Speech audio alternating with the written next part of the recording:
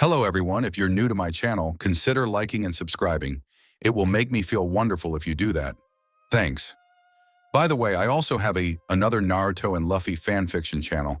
If you are interested, link is in the description. Tomorrow's Romance Dawn, Old Version, by OtakuWithHazelEyes. The Straw Hats have left Drum, ready to take on Baroque works in Alabasta. However, upon making a pit stop at a mystery island, they come across something they never expected to find: an older Zoro.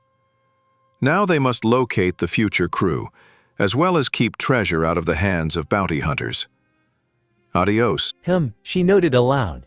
Day didn't last very long this time around. The full moon is nice, though.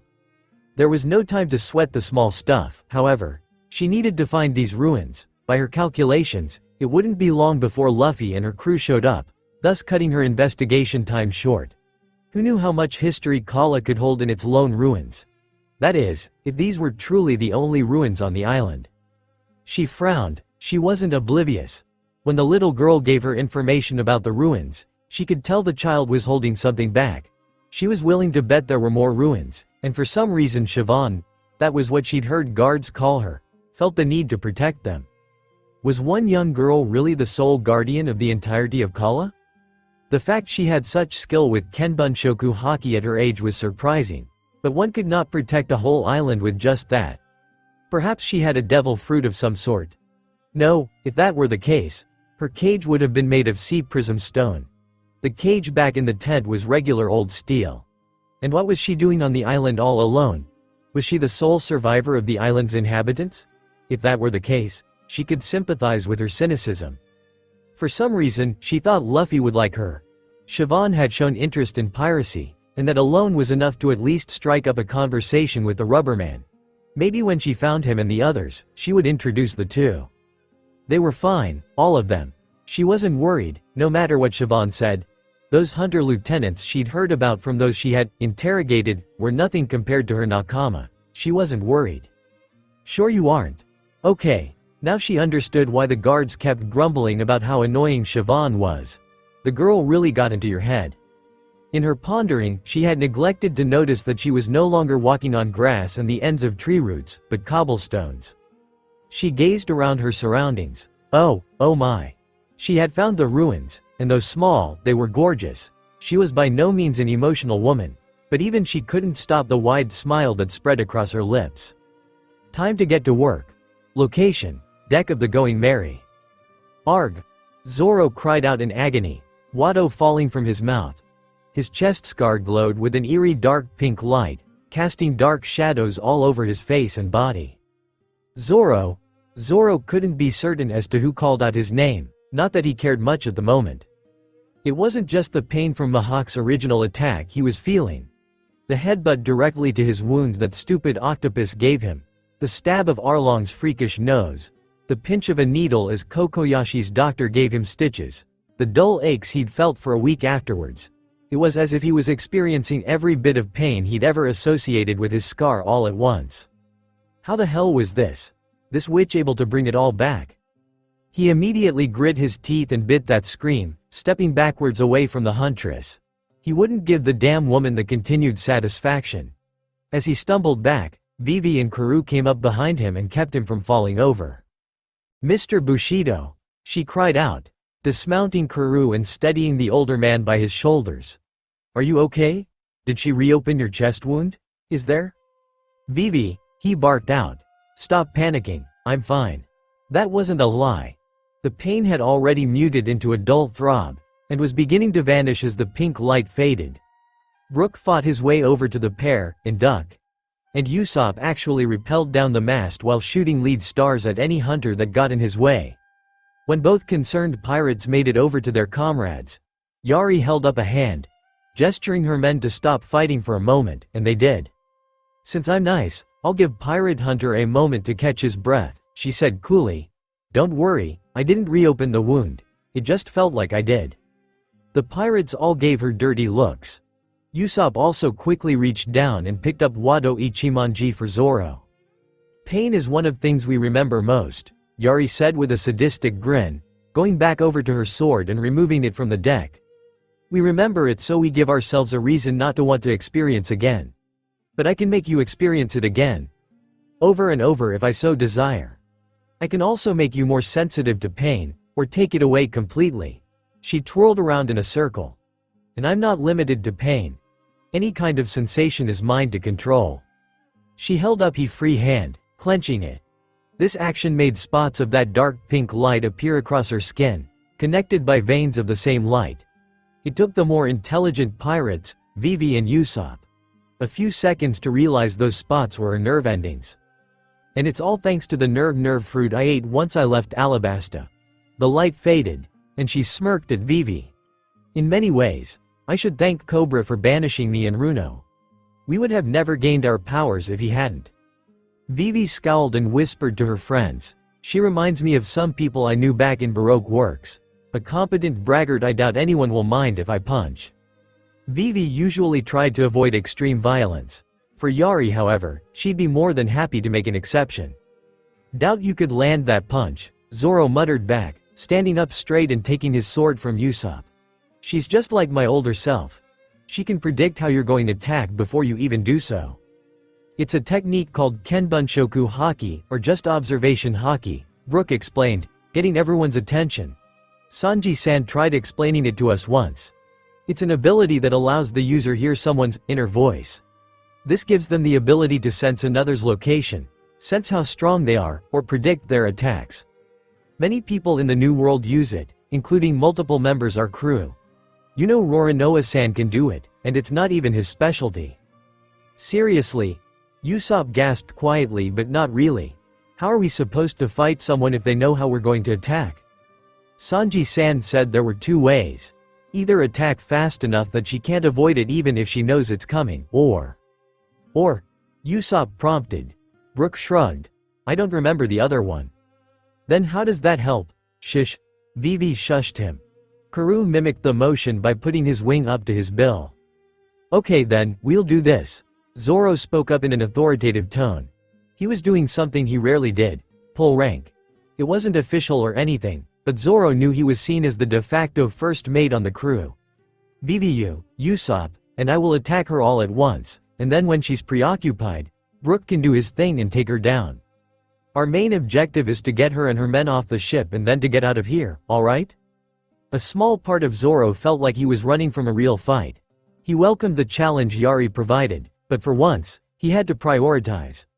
Luffy expected them to locate the shipwright and the future ship.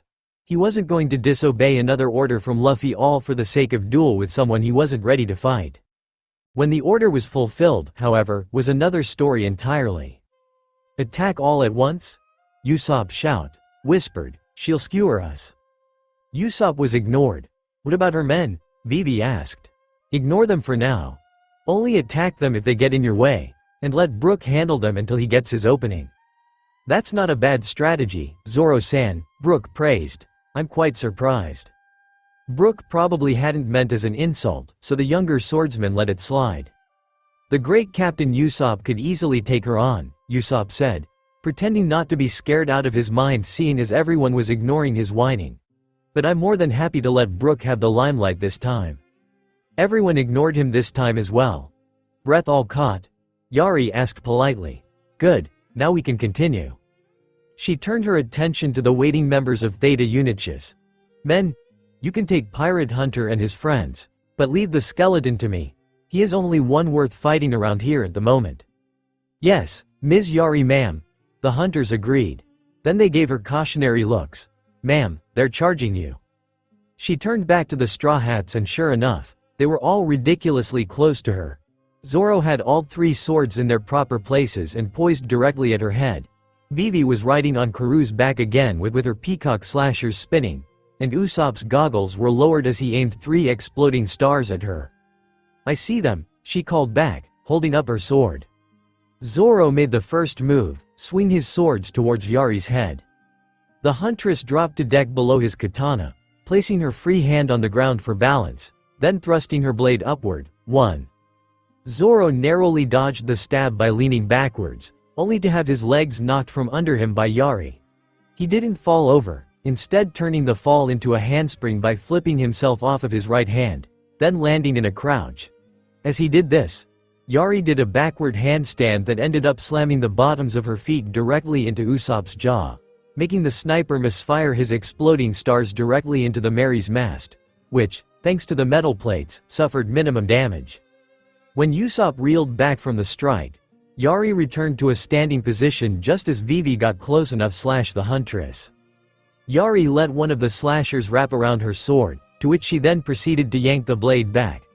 The resulting force pulled Vivi off of Karu's back and sent her crashing into the Mary's railing. It was a miracle the yank didn't break her pinky finger. For good measure, Yari crescent kicked Karu in the side of the head, sending the giant duck down into the deck with a thump. As this was happening, Brook had taken out another 5 men that were attempting to attack his crew and prevent them from ganging up on Yari. He turned for a brief second to check their progress. This doesn't look good, he thought as another hunter fell, covered in ice. They still haven't created an opening for me yet. I hope Zoro-san knows what he's doing. My heart can't take this kind of worry. Not that I have heart anyway. Luckily for Brook's non-existent heart, the Straw Hats weren't down for long. Vivi jumped to her feet, ran forward, and swung out a string of jeweled ornaments from her waist. Peacock slasher strain. Yari quickly drew her sword far back, then flung, too, in a manner that the very tip of her blade clashed the end of the strain, causing the latter to coil up and rebound off. Despite this, Vivi took advantage of her closeness to aim a high kick towards Yari's face, which the older woman blocked with her forearm. Yari then used said forearm to knock the princess's leg away. Vivi was pushed back toward Karu, but Usopp soon took her place, with a bleeding mouth, with a medium-sized mallet held high. Usopp hammer. Yari leaned far enough backwards in time to avoid Usopp's swing, after which she cut the blasted thing in half and planted her foot into Usopp's gut. Why are they all aiming for my face? Yari thought in aggravation. Just as she recovered from Usopp's attack, Zoro, who had already gotten back on his feet, charged towards Yari. The swords in his hands held horizontally at opposite corresponding shoulders. Several members of Theta Unit tried to get in his way, but Brook intervened. Poka Remise, the skeleton shouted, jabbing his soul solid rapidly without pulling it back. The Theta members received multiple stab wounds for their trouble. Yari grit her teeth and took a solid stance, ready to take whatever Zoro threw at her. She knew what he was going to do, and knew she had no time for avoiding it completely. Zoro finally reached her. Bull needles, he cried out. Yari was met with an onslaught of rapid slashes, and she agilely met them with her own blade. She deflected them so fast that her sword looked like a blur of metal. As soon as it started, Zoro's attack ceased and he was now standing behind her, swords held out at either side of him.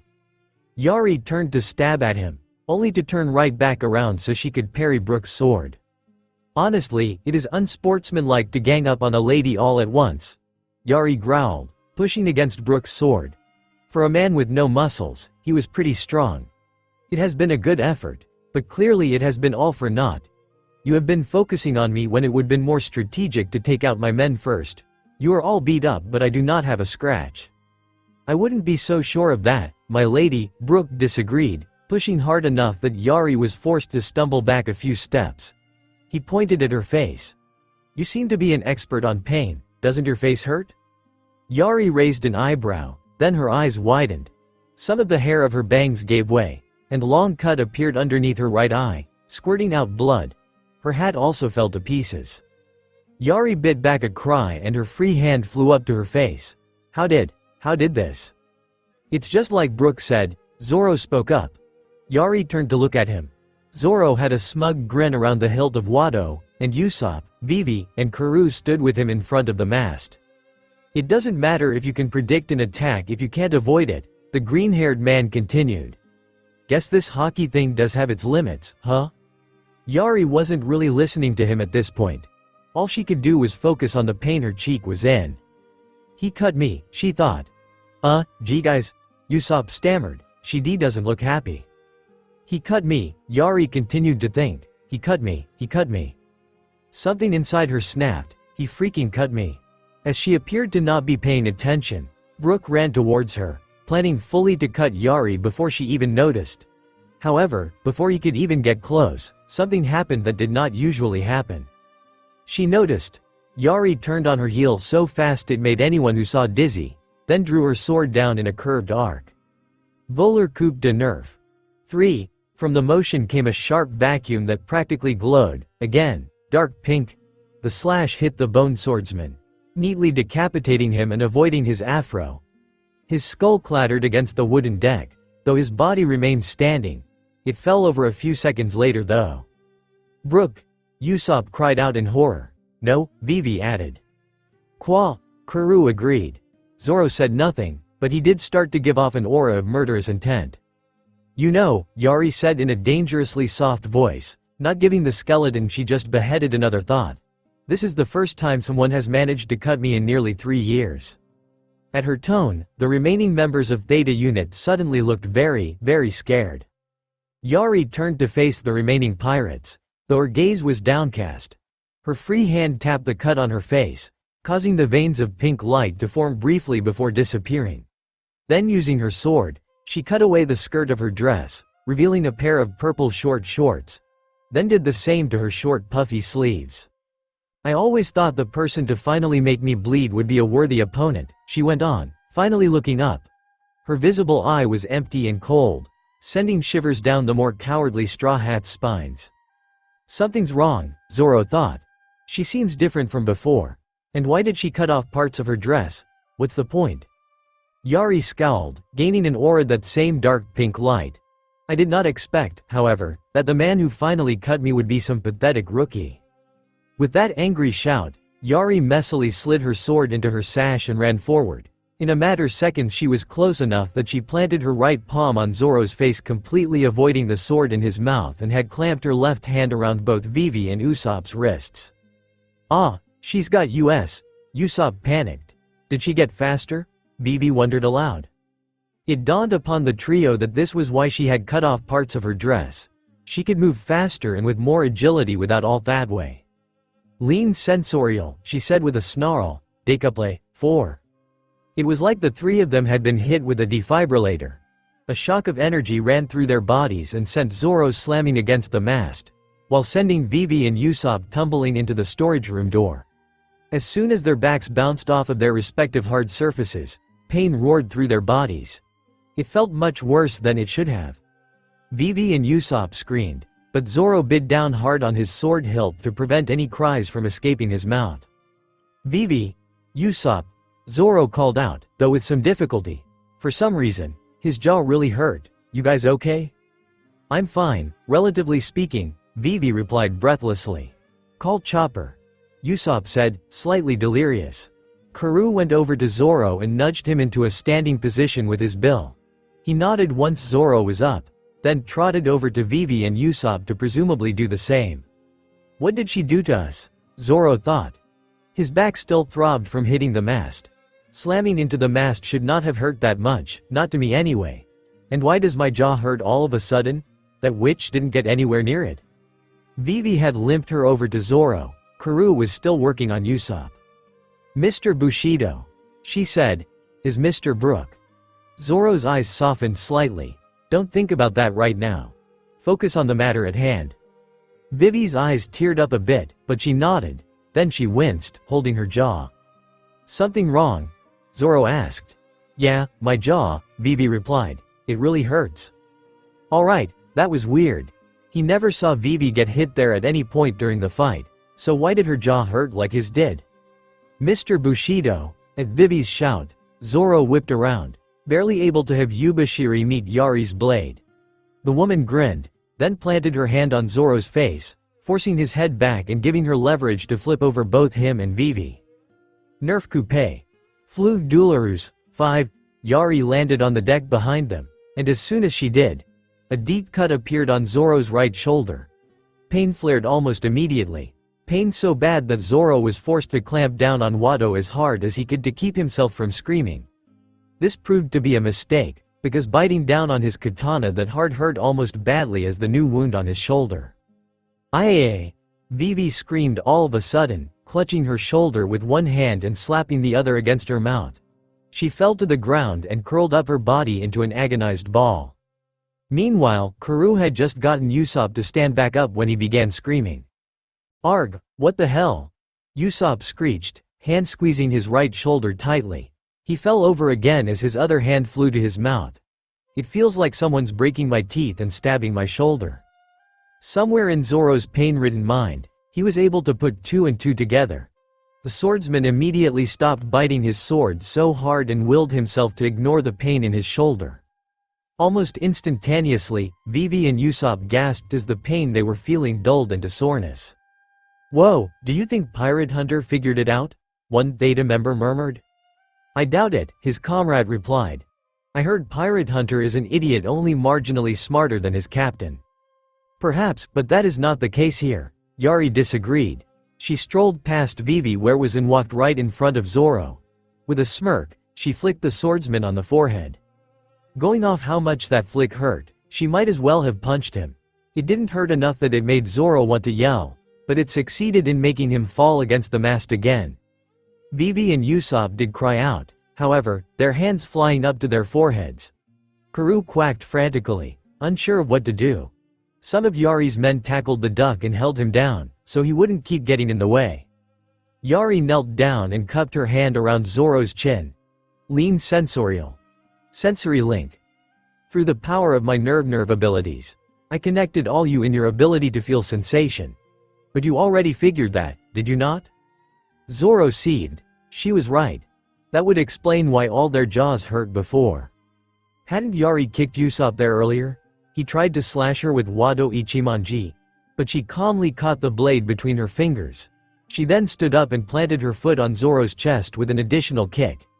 Usopp and Vivi made wind-knocked-out-of-you noises in response. Zoro tried to push her off, but Yari wasn't budging. That on top of the fact he was pushing against Wado with all his might and she wasn't even moving, probably meant she was much stronger than she looked. "Oh, do not be mad," Yari said politely. "Look on the bright side. You have never been closer as a crew. How many pirates can say they have shared each other's pain?" She kicked Zoro's chest again, trying to get him to drop Wado. It wasn't working. She frowned. "By the way, I feel it is only fair to mention that I also increased your pain receptor's sensitivity tenfold. That is why everything hurts more than it should. Now, drop the sword or I will keep kicking you. You may think you can take it, but can you say the same about your friends?" Zoro glanced at Vivi and Usopp, who were now clutching their respective chests. Wado fell from his teeth, and Yubashiri and Kitetsu dropped from his hands. "Good pirate," Yari said, patting his head and kicking the swords away. She looked down at him disapprovingly. "You know, I think I made you cry out at least once tonight and came close 2 more times. Your older self was much more impressive."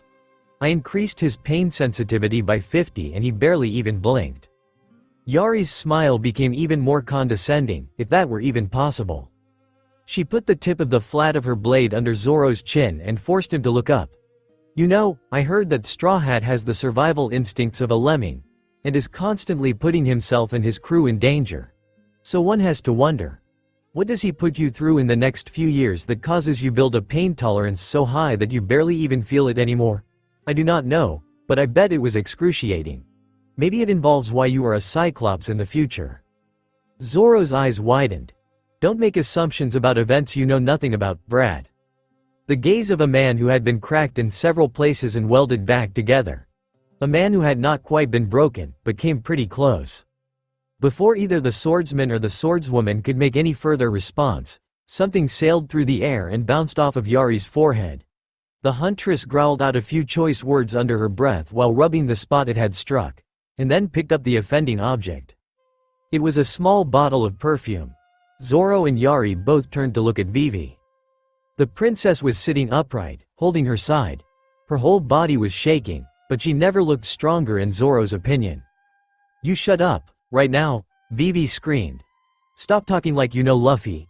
I don't want to hear another poisonous word out of your smug little mouth." If Zoro's eyes hadn't been wide before, now they were the size of dinner plates. He'd never heard Vivi this angry before. He didn't know she was even capable of this kind of rage. Yari looked slightly surprised as well. "A perfume bottle? Really?" Zoro groaned. "It had be said?" "Shut up," Vivi snapped. "It was the only thing I had. You at least could have thrown it somewhere more damaging. I wasn't really aiming, how am I supposed to know where it was going to land?" Vivi turned her fury back on Yari. And you? I've only known Luffy for a few weeks, and I already know he's not the kind of man who would be so careless with his crew. He's the kind of man who would run through a blizzard to get his friend to a doctor. He's the kind of man who would try to stop an honorable fight between two giants because it was tampered with. Tears began to fall from her eyes. He's the kind of man who would help a girl he just met return home to her country, and stop the warlord that's trying to dome to help to find Mr. Rorinoa's ship and crew, and I've already let one of them get killed. Her tears came more rapidly now, but they weren't sad, they were furious. So if you think I'm just going to sit here and let you say such horrible things about such an amazing person and kill more of my friends, then you've got another thing coming, you pompous masochistic bitch. No one said anything. They just let Vivi's words echo across the ship as they sunk in. Oh snap, a Theta member whispered. Zoro and Yari stared in abject shock at the princess. The former hadn't known she was even capable of swearing. Vivi's right, Usopp's voice spoke up. The sniper had somehow found the strength to stand again, and was now aiming an unknown ammo at the violet-haired bounty hunter. We've been doing pretty pathetic tonight, letting you have your way. But all that's going to change. The long-nosed boy smiled. I know your weakness. He closed his eyes and changed the trajectory of his slingshot. It was now aiming directly up. Special attack. Usopp Caltrop Rain. 6. Usopp released his ammo straight up into the air, revealing it to be a small bag filled with caltrops. As the name suggested, caltrops now rained down with extreme speed, like gunfire, due to their velocity being enhanced by a tiny explosion of gunpowder within the bag. Yari swore under breath again as she maneuvered around the spiky objects. She was fast enough to evade a good chunk of them or knock them aside with her sword, but the rest ended up cutting into her and many of her lackeys. As the caltrops fell, Usopp slowly walked over to Vivi and Zoro, the latter two managing to stand up. Zoro pulled himself up by hanging on to Mary's mast, and Vivi did so by forcing her legs to cooperate. Just as I thought, Usopp whispered triumphantly. She couldn't avoid them, Vivi asked, confused. I thought this hockey thing let her predict attacks, Zoro added, painstakingly leaning down to grab his swords. Yes, but I think there's a downside, Usopp explained, wincing when Zoro leaned over. I got the idea when Vivi threw that bottle. Why didn't Yari avoid it if she can predict how we're going to attack? Vivi and Zoro would have shrugged if their shoulders didn't hurt so much. Vivi said she didn't know where the bottle was going to land. The attack was random. It only makes sense. Usopp held up one arm dramatically, then brought it down to point at Yari. You couldn't avoid my caltrops because I didn't know where they would land just now. Your hockey can't predict random attacks with no intended target. The caltrops had stopped falling by this point. It hadn't downed any members of Theta Unit, but many more of them were bleeding now. Yari was yanking caltrops out of her arms, Pink's veins of light briefly appearing on every wound she touched. Well, aren't you a smart one, Sniper King? Yari said sarcastically. Do not think you can beat me just because you know how to bypass my hockey. Maybe not, Zoro conceded. But if we run into any more like you, we now know how to beat this stupid ability. There are not any more like me, Pirate Hunter, Yari disagreed. True, some of the others do wield Kenbunshoku hockey, but think back on how badly I have been beating you here. Now, what if I told you I was only the 5th strongest member of the Carrion Bounty Hunters? Okay, they had not been expecting that. It must have shown on their faces because Yari snickered evilly. Exactly, little pirates. Those who travel the new world have to go beyond the limits of normal people. I represent only a fraction of that power. She glared at Usopp. I will deal with you in a moment, Sniper King. I still have not punished you for what happened in the jungle. I do not care if it was your elder counterpart that committed the deed. That's why you're wrong, vile huntress, Usopp argued. There is no older me on the island. It was me the whole time. Yari raised an eyebrow. Her men copied the motion. Zoro felt like slapping his forehead, and he would have if he hadn't known it would hurt more. Vivi gave Usopp a reprimanding look. Now was not the time for a wild lie. I just haven't been using my Venus flytraps because I don't want to damage the going merry further. The liar went on. And as for my skinny constitution, I also have devil fruit powers. Mine allow me to gain muscle mass whenever I desire. I have more than enough power to take you on." Yari gave him a deadpan expression. "Liar." Usopp's bravado faded away. "Crap, she knows." "Not if you tell her," Vivi and Zoro scolded him, slapping the air. "Alright, fine, I lied about having powers and fly traps, but don't think that makes me afraid of you," Usopp corrected himself, speaking to Yari again. "Do your worst, I'm not scared of you." Yari glanced down. "Your knees are shaking, shut up." "No, I do not think I will," Yari said silkily. "As I was saying before, I will deal with you in a moment. But first, someone here was very rude to me just now. I think some punishment is in order." Yari jumped right between the three pirates. Zoro tried to attack her again, unsheathing two of his swords, but she artfully spin-kicked him in the side of the head. With the added pain factor, it felt to the trio like someone had just dropped one of Zoro's barbells on their skulls. Zoro went down, though to his credit he hadn't dropped his swords. Usopp cried out and held his head as he fell to the deck, and fresh tears of pain came to Vivi's eyes. But before she could fall over, Yari went up behind her and grabbed one of the princess's arms while laying the flat of her blade against her throat. Location: exactly 1 kilometer from the Going Merry, near the island's western beach. What the heck? The telescope had to be broken. There was no way he was looking at the Going Merry through his had-to-be-broken telescope. He had seen that amazing, brave little ship burn and sink with everyone else. But there she was, plain as the metal nose on his face. A dead ship back from the dead. And a ship that appeared to be having a battle on her deck. That super wouldn't do. If it really was the Going Merry, though he had no idea how it could be, there was no telling how a battle would affect her condition. He had to get over there, and fast.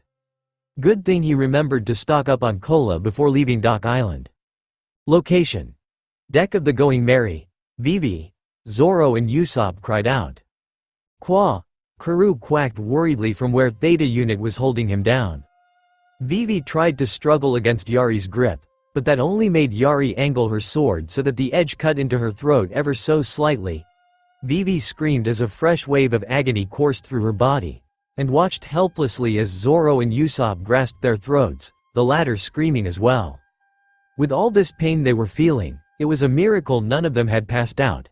That was most likely Yari's doing, if one really thought about it. "You know, Princess Vivi, you are a very beautiful girl," Yari complimented in a cooing tone, rubbing her thumb over Vivi's wrist. "But you would be prettier if you were not so unbearably rude. That is why I have decided to make you my new doll." Vivi's mind felt hazy. Maybe the pain was finally catching up? "D-doll?" Yari nodded. "I have never had a genuine princess doll before, or a swordsman and long-nosed puppet. This should be fun, nerve paralyzing." From where Yari gripped her wrist, veins of pink light spread up Vivi's arm. Immediately, Vivi had felt a horrible, numbing sensation crawl up her arm as her muscles stiffened to a point of rigidity. Below on the deck, Usopp and Zoro clasped their arms, once again sharing in their comrades' pain. The sensation hurt and didn't hurt at the same time, like when your foot falls asleep, only more so. Vivi wasn't sure how to react, except grunting from the increasing unpleasantness and futilely struggling. "Now, where is all that brass you were showing off earlier?" Yari asked. "Was it just a one-time thing?" If Vivi had been able to turn H would have given Yari would have vaporized her. The glowing veins had reached Vivi's shoulder now, a fact Yari looked proud of. "No matter. Soon you will not be feeling much of anything. I like my dolls to have the stoic look. You know? Much better than some snotty, teary little." "Flying ship," Theta Leader hollered. "Flying ship," Yari finished. She paused for a second, her words registering. She turned to look at Theta Leader. "Flying ship? That makes no sense whatsoever." "No ma'am, not that," Theta Leader pointed. "I meant that." Everyone aboard the Going Merry looked up. Sure enough, falling from the sky and silhouetted by the bright full moon was none other than a flying ship. Theta Unit shrieked. "More like falling ship," Zoro argued. "Why is it raining ships?" Usopp screamed. "What the hell?" Yari shouted. Vivi had nothing to add, except staring at the falling ship in wonder. The ship landed in the open sea next the Merry with almost planned precision. The resulting splash created a humongous wave that washed right over the deck. Several Theta members were washed right overboard, just happening to be the ones holding down Karoo. Those who had already been knocked unconscious from earlier in the fight were washed overboard as well. Zoro and Usopp were sent tumbling into the Mary's stairs, while the wave forcibly made Yari unhand Vivi as the huntress went spiraling into the railing. The glowing veins on Vivi's arm retreated, and the princess landed face first on the wet deck. Zoro and Usopp's hands went to their faces, naturally. The splash died down, and everyone who had previously been standing were sprawled on the wet deck. It was an almost comical sight, and a drastic change from the previous tense atmosphere. Zoro stood up, spitting out water. What the hell was that? A valid question, but apparently not the most important one to them at the moment. Who cares? Usopp shouted. Let's check on Vivi. Karoo beaten them to it. He was helping the princess stand. The boys moved over to her as fast as their aching bodies would allow them. Vivi, are you okay? What did she do to you? Usopp said with concern. Please say you're okay. 'Cause Sanji's going to kill me if you're not. Vivi looked puzzled. I think I'm okay. But, she tried to lift her left hand to the wound on her throat, only to find that she couldn't. My arm, she whispered, her tone panicky. She clutched her shoulder, which felt as numb as her arm. I can't move my arm. Cold realization came upon her as she desperately tried to get her arm to move. That witch had paralyzed her arm, paralyzed it. How could Vivi help Luffy, avenge Brook, and save her country with a crippled arm? She wasn't the only one having issues. Ah, Usopp squealed.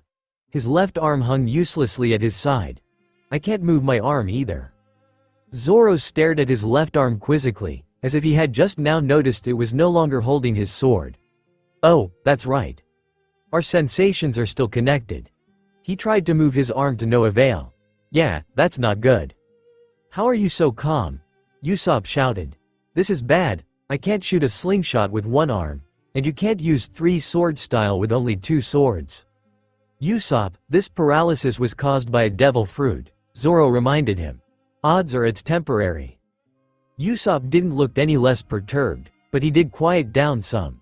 Meanwhile, Yari pushed herself off of the Mary's railing, choking up water. What in the name of sanity just happened? She asked a lackey that had been washed up next to her. I think a ship fell from the sky, ma'am, he replied. I meant besides the obvious, you buffoon, sorry. The Straw Hats overheard Yari's question, and turned to look at the ship in question. It was a brigantine sloop that was twice the size of the Mary, with 2 masts and painted in bright reds and yellows. The figurehead was some kind of lion, sunflower hybrid, and was smiling sunnily down at the little lamb next to it. The sails had all been rolled up, and the black flags on the top of the masts were slack from the absence of wind. Well, what do you know? A voice called down from the deck of the larger ship. I guess I wasn't hallucinating after all. The voice's owner stepped up to the brigantine's railing, and what everyone saw made their jaws drop from complete and utter dumbfoundment. It was a muscular man in his late 30s, he was over 7 feet tall with a blue buzz cut and trim sideburns. That was where all normalcy ended. The man had gigantic metal arms. Red globes for shoulders, BF-37, was written on them in block text. Light blue forearms with dark blue star designs on them, and light red metal fists. His chin had 2 sharp clefts in it, his nose was also metallic, and his legs appeared to be reinforced with mechanical parts. They could tell the latter because for some obscene reason, the man had foregone wearing pants, instead opting for a dark red Speedo. The only other type of clothing he wore was a pair of dark sunglasses and a tropical print shirt. The shirt was open, revealing 2 vertical scars running his chest. The man smiled widely. Yup, there's no doubt about it, I'd recognize this ship anywhere. It's none other than the previous ship of the Straw Pirates. The man leaned over, rolled his arms together, then stood straight and put his arms together over his head so that the 2 stars on his forearms were now one symbol. The super going merry. For some reason a wave broke behind him as he did this, despite the fact the side of the ship he was on was facing the beach. Zoro, Vivi, and Yari all sweat dropped at the man's exuberant display, but everyone else was taking it in a much different. Amazing. Theta Unit exclaimed. Is that a real robot? One asked. That's so awesome, another added. He's so cool. It's as if he's full of a man's adventurous romance. Usopp wasn't much better. He and Karoo both had stars in their eyes, taking in the sight of the robot Speedo Man. It's a real live robot. I can't believe it, Usopp declared. I knew the Grand Line would continue to show me the impossible, but I never expected something so manly. Karoo quacked in agreement. Zoro frowned. You have got to be kidding me. Vivi was confused. She didn't get what was so cool about a half-naked robot. Still, she and Zoro took the distraction as a chance to drag Usopp and Karoo over to the opposite side of the deck, closer to the strange man and away from Yari and the hunters. Vivi even picked up Zoro's fallen sword with her good hand and returned it to him. Shut up, all of you, Yari barked at her men. He is not cool or whatever, he is clearly just some kind of pervert. The robot man pointed down at Yari. Ah shucks, you don't have to be so nice to me, we've only just met. That was not a compliment, you robotic ignoramus. Hey now sister, I'm no robot. The robot man corrected. Yow. I'm way more super than any mere machine. I'm a cyborg. Ma'am. A Theta member called out, jumping to his feet. If that's true, then that makes him the Straw Hat's shipwright. He's cyborg, Frankie. Yari looked extremely interested upon hearing that tidbit of info. He's Frankie, Vivi whispered to Zoro, seeing as Usopp was still in fanboy mode. Luffy's future shipwright? Zoro stared blankly at Frankie for a few moments, studying him closely. Yeah, I can see Luffy recruiting someone like him into the crew, the swordsman said at last. Guess that means the ship he's on is the Thousand Sunny. The ship certainly looked sunny enough to have such a name. Vivi could definitely picture Luffy sailing on a ship like that. Now, I'm going to take a wild guess and say you're Baba Yari, right? Frankie went on, placing his large fists at his hips. How did you guess? I do not recall introducing myself, Yari hollered up to him. You're just as your brother described you, violet hair, pointy sword, and all the personal charm of a rabid bobcat.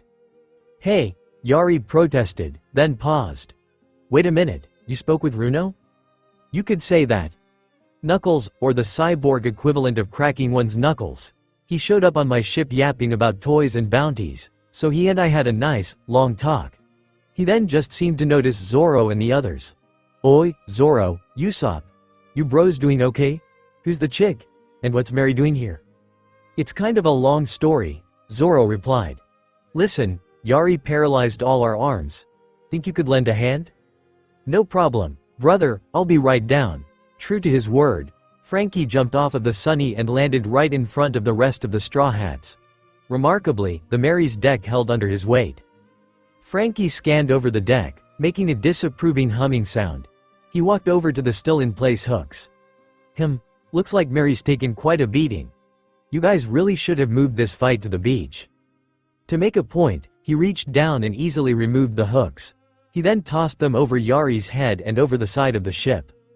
No worries though, I think some minor patchwork should be enough for now, he continued, dusting off his hands. I'll do it after we swat these noisy flies and you all tell me how Mary even got here. Sure thing. Usopp agreed enthusiastically. He was happy to hear a real, super cool robot, shipwright was willing to look Mary over. Now, get rid of that masochistic psycho. Yari crossed her arms.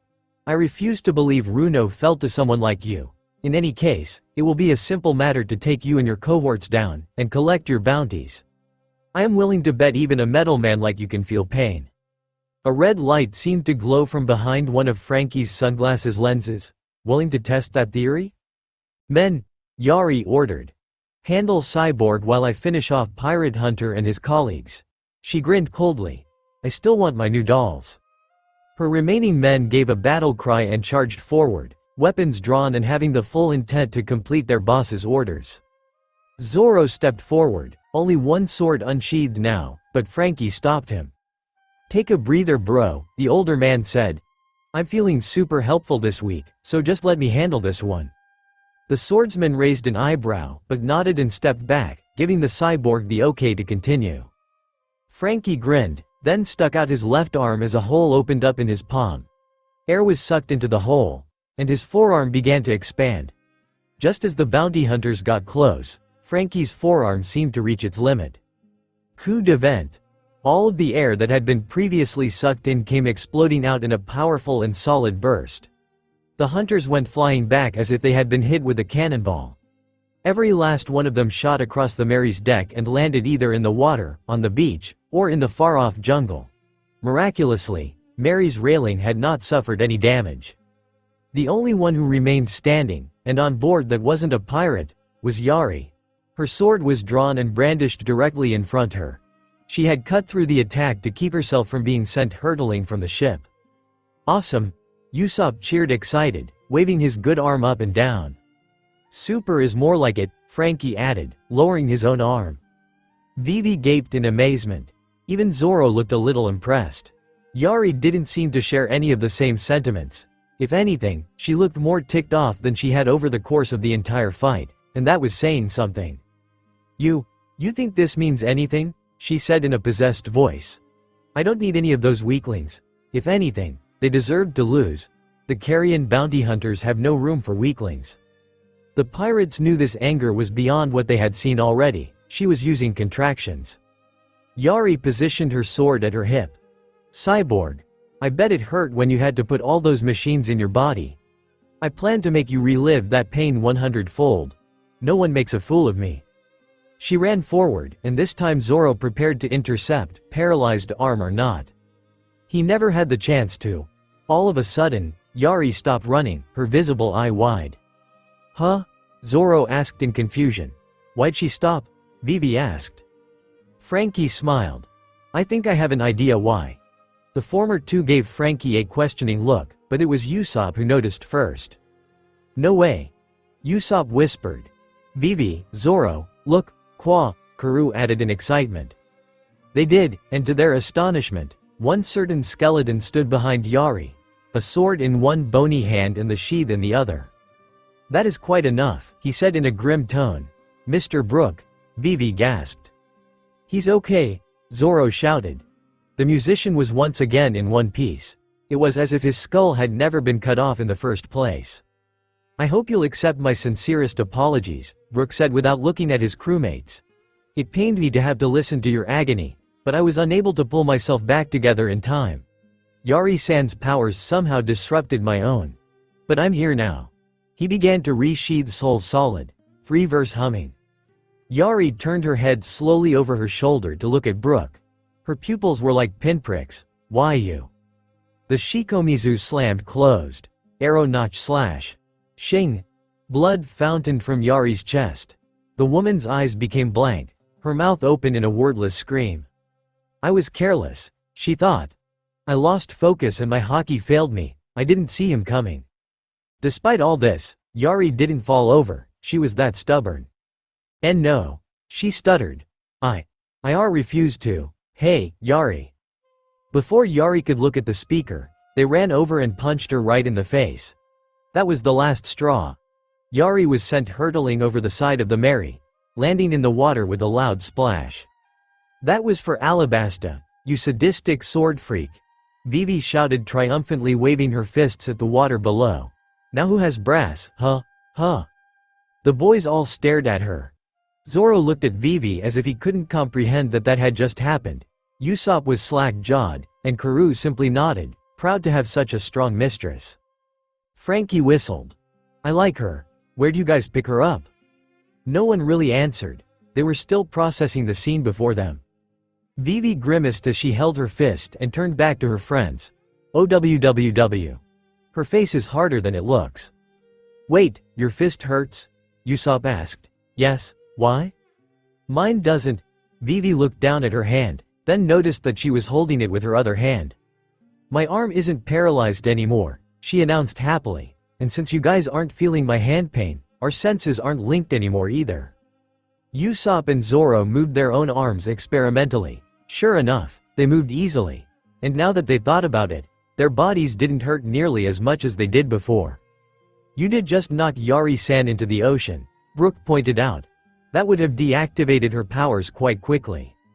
Vivi looked over at Brook, then grinned. Happy tears fell from her eyes as she tackled the skeleton to the deck in a joyful hug. Mr. Brook, you're alive, she cried out, squeezing the musician. She didn't care that hugging Bones hurt a little. That pain was nothing in comparison to all she had felt that night. Yo ho ho ho. It warms my heart to see that you were so worried about me. Vivi-san. Brooke laughed, patting the princess's back. Oh, but I don't have a heart. Yo ho ho ho. I don't know about that, Vivi sniffed, wiping her eyes. Ah, Vivi-san. If you're that happy, then perhaps you could show me your. Don't push your luck, Mr. Brooke. Brooke only laughed again as the others ran over to join them. But we saw Yari cut off your head, Usopp pointed out. How did you survive? And how she didn't see your attack coming? Zoro added, sheathing his sword. That attack didn't look any faster than before and it sure as heck wasn't random. To answer Usopp-san. I'm a skeleton, Brooke said as he stood up with Vivi. It is not flesh or organs that keep me alive, but my very soul. Usually though my revive powers I can reattach any part of me that gets cut off almost insta though. Something was different. Her cutting off my head hurt. You said something about her powers? Usopp prompted? Yes. The attack that decapitated me glowed with the same dark pink light her powers give off. I no longer have nerve endings, but I remember what pain feels like. The pain from that attack kept me from focusing my abilities and therefore aiding you when she was torturing you all. I suppose it's just my luck she didn't use Haki in that attack. I might have died for the second time. So how did you bring her down? Zoro asked, repeating his question. I took advantage of her disturbed state, Brooke replied. I had a hunch she wouldn't be able to focus her Haki like that, and I was right. So you can lose your focus on your Haki? Zoro said thoughtfully. That's good to know. Hey, anyone want to tell me what's going on? Frankie spoke up. Everyone turned to look at him. How come Usopp and Zoro are acting like they don't know you or what Haki is? And who's the girl and the duck? Before anyone could answer him however, they heard noises coming from the jungle beyond the beach. Someone was coming. On second thought, explain it to me once we make an escape, Frankie said, changing his mind. None of you look up for another dogfight. He then pulled a rope out of nowhere and tossed one end to Usopp. Usopp, you and Zoro tie that around Mary's figurehead, he instructed.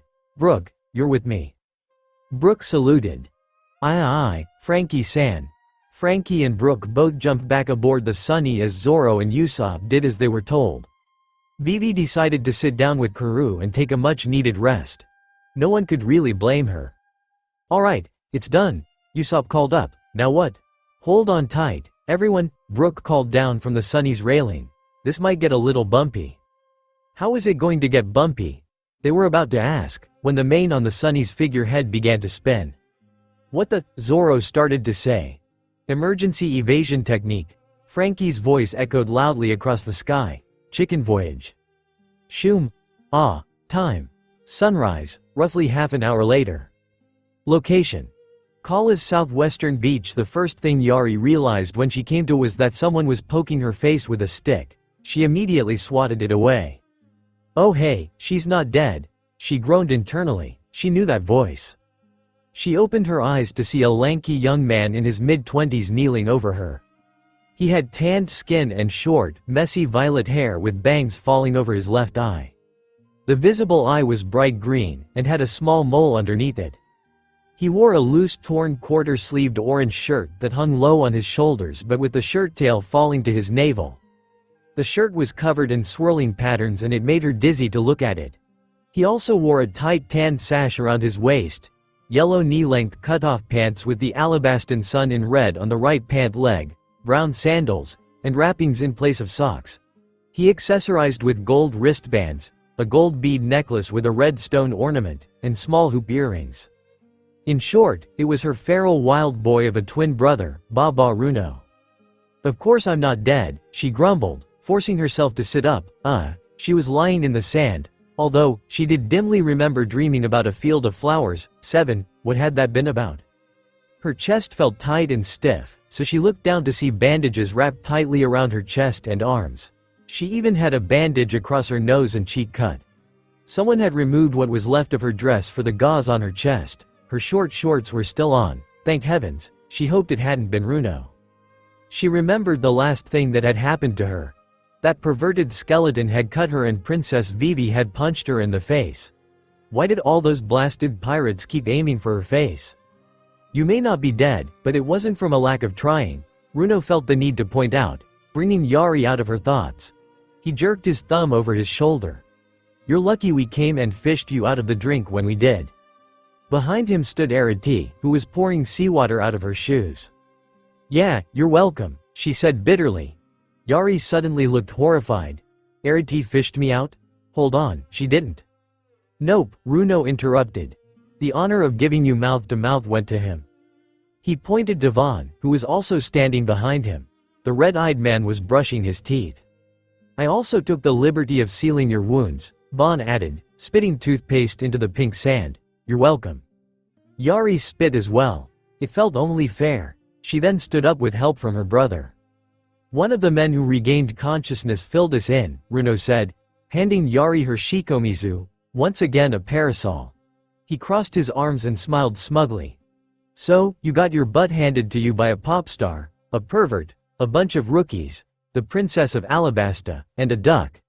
How disappointing, baby sister. It's not like you to show such weakness." "Shut up," Yari snapped. "I am not weak. I just made the mistake of underestimating them, and for the last time, just because you came out of mother's womb a whole 10 minutes before I did does not make you older. Changing the subject won't change the fact you still lost. Carrion will not be happy." I said shut up. "Oh, ignore him," Arati broke in, slipping her shoes back on. "He's just in a mood because he lost his raccoon dog toy." "Fluffy McFluffmeister wasn't raccoon dog. He was a reindeer," Runo corrected her indignantly. "Whatever.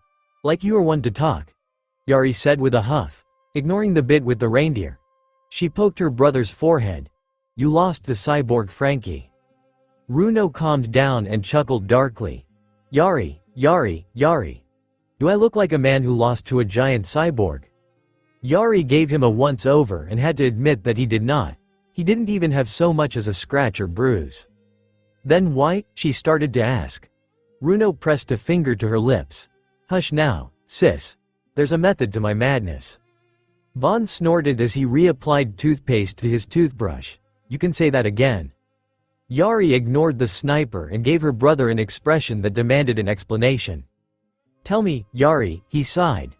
"Have you ever heard the story of two armies that fought a war for 10 years, and to finally end the war, one side invaded the other's main city by hiding its army inside a giant gift horse?" His sister shook her head. Runo smiled. "Well, I didn't have a horse handy, but I did find this nice lion." Monster Chopper's gigantic hand came down. "Run!" Rorinoa shouted. "R-O-A-R-R-R-R-R."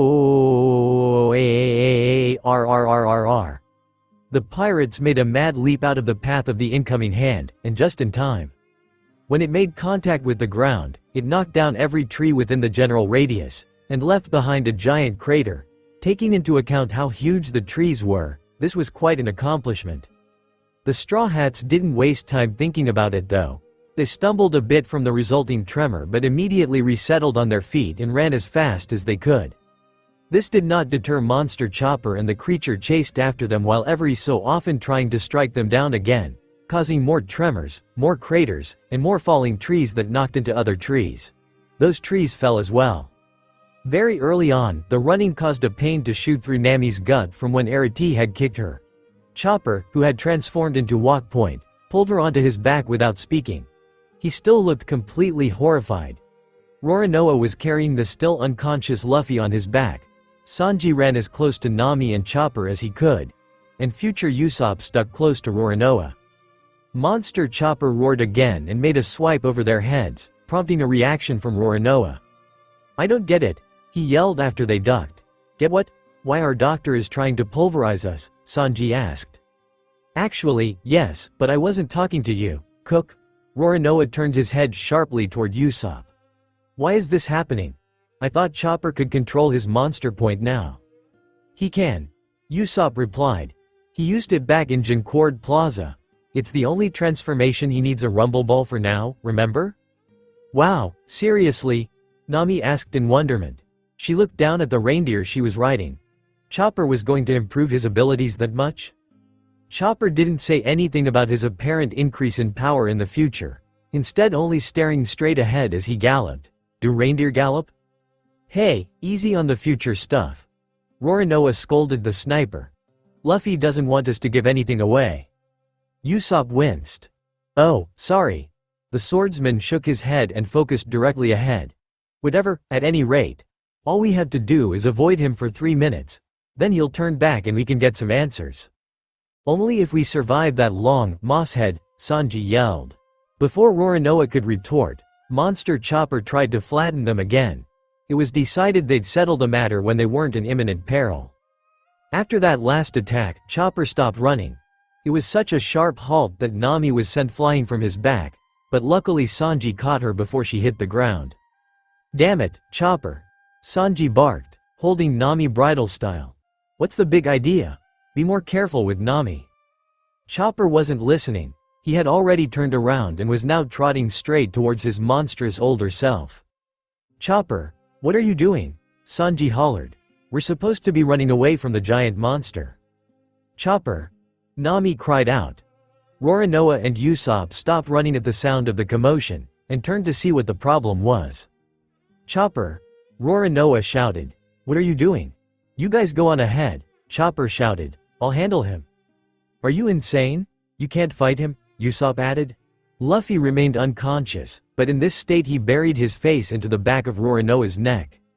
Chopper ignored their protests and warnings as he shifted between walk point to brain point. As he ran, he reached into his blue bag and removed a rumble ball. Rumble! He bit down on the round pill as soon as he got close to Monster Chopper, jumping point. Chopper jumped into the air so that he was level with just below his older self's neck. His form shifted again. He was more reindeer-like, but his arm muscles had expanded to ridiculous proportions. Arm point!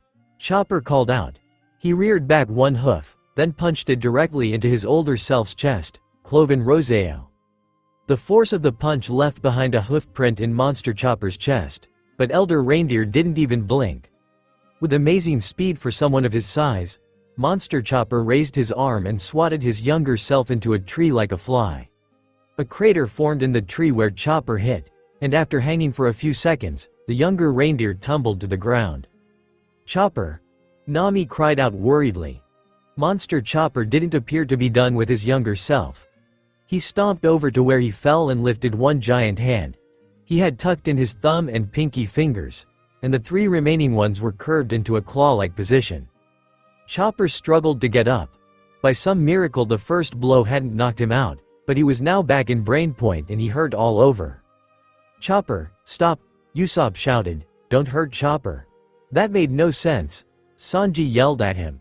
Before Nami could scold him that now was not the time for such comments, she soon found herself sharing Sanji's arms with Luffy. She removed herself from Sanji's grasp to make room for her rubbery captain. What the? Sanji said, readjusting himself so he could hold Luffy more easily. Roronoa, what are you? Monster Chopper drew back his hand. Cloven rose. The pirates stared at him in shock. He could talk? But Chopper can't talk when he loses control. Usopp thought. Then does that mean? Palm. Chopper. Chopper closed his eyes, fully expecting for the immeasurable amount of pain he was about to experience. It never came. When he opened his eyes, Chopper gasped. Roronoa? The swordsman was standing in front of him, heels dug into the ground and arms wrapped around Monster Chopper's fingers. Every one of his muscles bulged from exertion, and his teeth were grit to the point of almost cracking. Chopper noticed with wide eyes that blood was dripping from the swordsman's arm from under his sleeve. He had ripped open his shoulder wound again. Roronoa, your shoulder, Chopper began to lecture. Shut up. Roronoa snapped. Chopper's mouth clamped shut. I gave you guys one rule. Don't fight anyone from the future without my saying so, Roronoa shouted, not even turning around once to speak directly to the reindeer he just saved. He couldn't move an inch, or he would lose his grip on Monster Chopper's hand. That includes your future selves. You could have died just now if I hadn't come in, moron. Chopper teared up a little. Roronoa, that's a little harsh, Nami yelled. You don't have to yell at Chopper like that. Nami, I can't believe I'm saying this, but Roronoa's right, Sanji disagreed. Chopper was reckless. Luffy may make jumping into things without thinking look easy, but what Chopper did was just plain foolish. Nami stared at the chef in disbelief. I'm sorry, Chopper apologized. I I just felt like he was my responsibility. He lowered his eyes, sniffling. The first time I rampaged like this. I couldn't do anything then, but I figured that now. I couldn't let myself hurt my friends. I only just got you. I get your reasons, Roronoa interrupted. He didn't sound as angry. But don't go picking fights with people you know you can't defeat like some sort of sacrifice while the rest of us escape. Trust me, if there's one thing Luffy hates and won't tolerate, it's a crewmate who tries to be a sacrifice. You're lucky that I'm not going to tell him about this. Roronoa looked up at Monster Chopper, who was pushing against the swordsman to get his hand free. Alright, Chopper. We have 2 more minutes, so mind telling us what this is about. You're not mindless, we heard you speak. Monster Chopper stopped struggling, then slowly pulled his hand out of Roronoa's arms. He looked down blankly at his comrade, taking heavy breaths. Play, he said at last. Play? Usopp echoed. Play. With friends. Monster Chopper went on, as if in a daze. Master, said to. You've been trying to kill us, Usopp hollered. How is that playing? Nami's eyes widened. Of course, that was the Ans, the navigator announced. Everyone turned to look at her. It just like with tattoos on the beach, she continued. Someone hypnotized future Chopper. Play with your friends must be some post-hypnotic command. Then that means even if he turns back, he'll keep trying to attack us, Sanji realized. Monster Chopper growled and brought both his hands over his head, clasped together. Zoro, Chopper. Chopper's attacking again, Usopp warned. Okay, once we get out of this, we're thinking of something different to call him, Sanji yelled in aggravation. Play, Monster Chopper howled. Roronoa quickly scooped up the younger Chopper and jumped out of the way. When Monster Chopper brought his hands down, he broke the tree they had been standing in front of in half. Roronoa and Chopper quickly made their way back to their group. Usopp, Roronoa said. What's our time? A little less than 2 minutes, he replied. He snarled and clutched his wounded arm. Damn it, I have sleep stars that could probably take him out, but I can't shoot because that CP9 knockoff busted my arm. No use crying over spilled milk, the swordsman told him. It's not milk, it's my arm, should we just keep running then? Nami asked, interrupting the 2 future men. You and Usopp are in no condition to keep on running, and I don't think we should keep jostling Luffy with the condition he's in, Sanji said. He glanced at Roronoa. Guess we'll have to fight. Roronoa scowled, but knew the cook had a point, for once. Alright, fine. You can fight this time. Roronoa relented. He turned to the little reindeer he was still holding. Well, you started this. Only makes sense you get to help finish it too. Chopper's eyes widened, and then he wiped away the tears and smiled. Okay, Roronoa. Roronoa set Chopper down and unsheathed Shisui. Sanji set Luffy down against a giant tree root next to Nami and Usopp, then lit a fresh cigarette as he joined Roronoa. Chopper shifted into heavy point and crossed his arms, trying to look more intimidating than he felt. Got a plan? Sanji asked Roronoa. We don't want to hurt the not-so-little guy, right? Monster Chopper stood up straight, unclasping his hands. Chopper's practically invulnerable when he's like this, so our best bet is to keep him busy until his rumble balls wears off. However, I am open to ideas. The swordsman glanced over his shoulder. Usopp, what's our time? A little more than a minute left, the sniper replied. Perfect, thanks, I have an idea, Sanji said. He looked at their younger doctor. Chopper, is your rumble ball still in effect? For a couple more minutes, yeah, Chopper replied. Why? Think you could use scope or whatever to find Jumbo's weakness while me and Roronoa distract it? The cook asked. I figure you won't want to try attacking him head-on again. Monster Chopper turned to face the group. He's coming, Nami shrieked. If that's how I can make myself useful, then I'll do it, Chopper said with a nod. Not a bad plan, Cook, Roronoa commented. Who knew you had a brain underneath all that unmanly blondness? 1. Shut up, Mosshead. At least I had a plan. Monster Chopper raised one massive hand. 1 minute left exactly. Usopp shouted, go, now. Roronoa and Sanji jumped into action. Sanji immediately went for Monster Chopper's legs, rearing his leg back. Jig it, he called out, sweeping his leg out into the rampaging doctor's kneecaps. Monster Chopper roared, but he didn't appear to feel it that much. Instead he tried to swat Sanji away. The chef leapt out of the away, landed on top of Chopper's hand, then kicked off while flipping into the air. Mouton shoot. Sanji planted his foot directly into the giant reindeer's mid-section. Using Mouton shoot without using the rest of the attacks beforehand made the attack feel premature. But Monster Chopper was simply too tall and Sanji couldn't jump that high. As Sanji fell back to the ground, Roronoa leapt straight into the air and brought Shisui down in an arc motion. Itoryu. Yakodori. The motion created a crescent-shaped glowing slash, which flew right into Monster Chopper's upper chest. The giant creature roared, reeling back. "Hey, I thought you weren't going to hurt him," Nami hollered. "I used the back of the blade," Roronoa hollered back. While this was going on, Brainpoint Chopper had put his hooves out in front of him, and was now looking through the hole they created. Scope, he thought. He scanned all over his older self.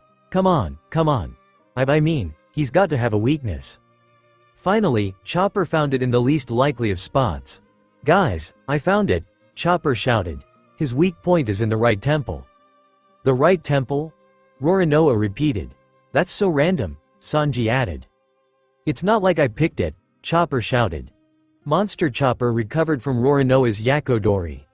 Roaring in anger, he uprooted one of the smaller trees and prepared to smash the pirates that were causing him so much trouble.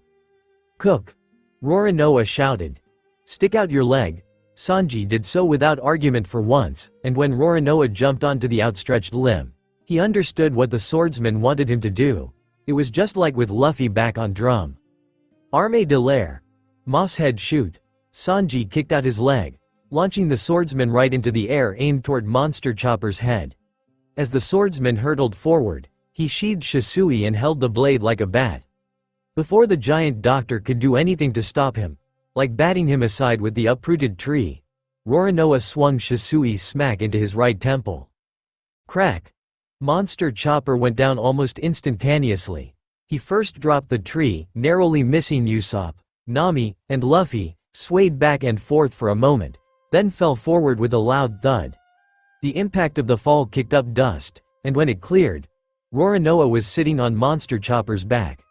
Shisui was balanced across the swordsman's shoulders, hand gripping the hilt cockily. "For the record," he said, sliding his sword back through his sash.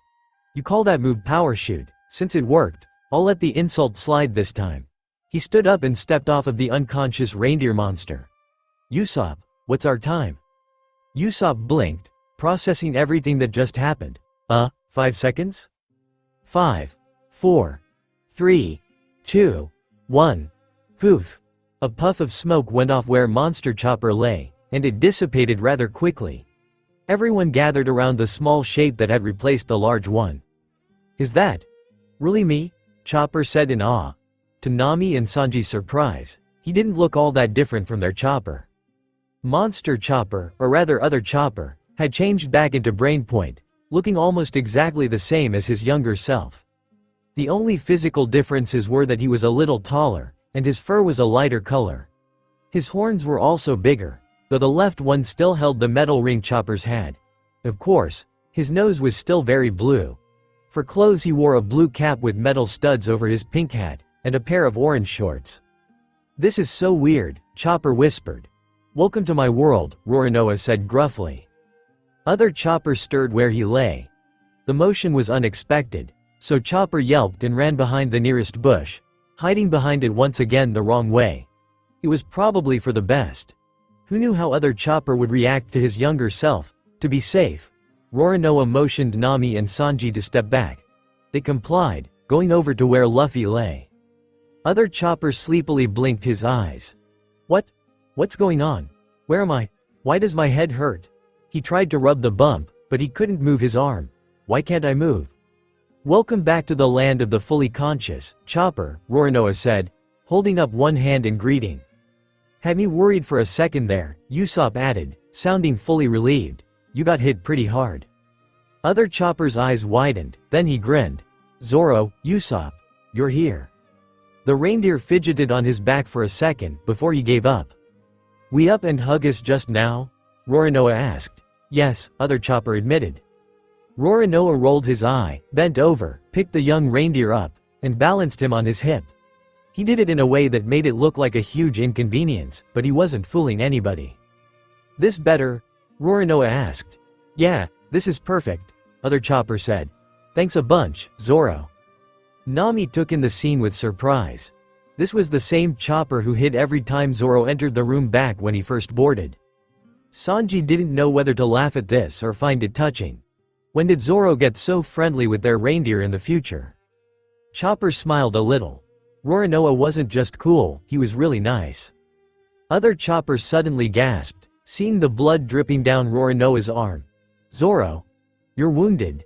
He gasped again when he saw Usopp. "Usopp, your arm is hurt too. We need a doctor, quick." "You're the doctor," the two men reminded him. "Right, sorry." Other chopper tried to move again, only to fail. "Dang it, why can't I move? It feels like I went into Monster Point or something." Chopper?" Usopp said. "You did go into Monster Point." "Huh?" It was then other chopper noticed all of the destruction around him. "When did all this happen?" he shrieked. He lip trembled. I can't remember anything.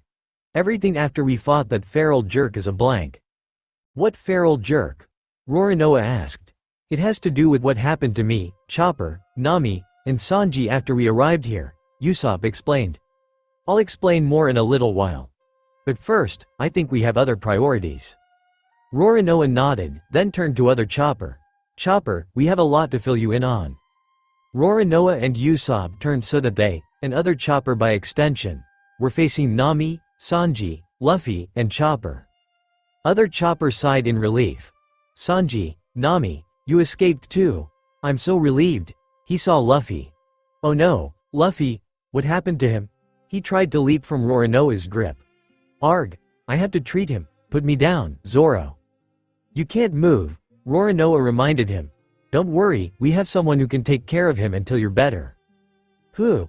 the reindeer doctor asked. Usopp and Roronoa pointed to the bush Chopper was, futilely, hiding behind him. Chopper stepped into full view and waved nervously, hi. It took a few seconds for other Chopper to realize who the figure before him was, but not too long. "EHHHHHH. It's me. Yup," Usopp confirmed. "And now that I think about it," other Chopper continued. "Nami and Sanji look different too.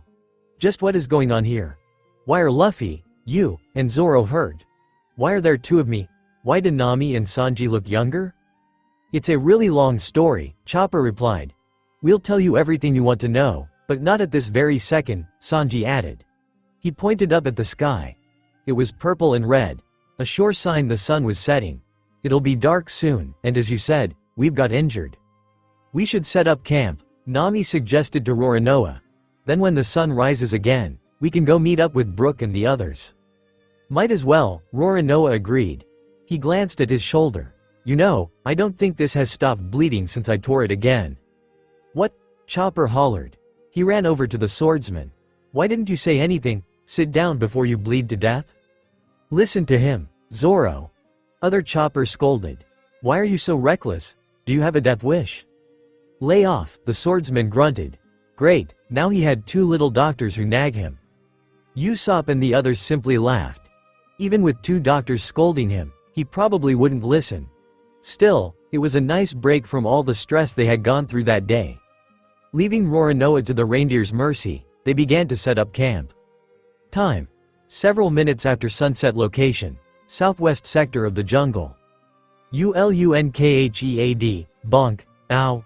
Vaughn rubbed his head and gave his comrade a sour look. "How many more times are you going to hit me? I actually need those brain cells you're killing." After making their exit, Vaughn had dragged Arati a reasonable distance. The man had some ridiculous stamina, and hadn't stopped running until the sun set. After taking a short break to catch their breaths, Arati had taken the opportunity to show Vaughn exactly how she felt about his little stunt. "How many, you ask?" Arati cracked her gauntlet-adorned knuckles. "As many times as it takes to knock the stupid out of your puny little head. I can't stop you from being an idiot, but I can sure as heck hit you for it." This time when she attempted to punch him, Vaughn let his haki take over and he avoided each strike. Weak punch. Had them, kick. Where we, another kick. Wanted them, right uppercut. And you, left crescent kick. Let the left punch aimed for his eye, go.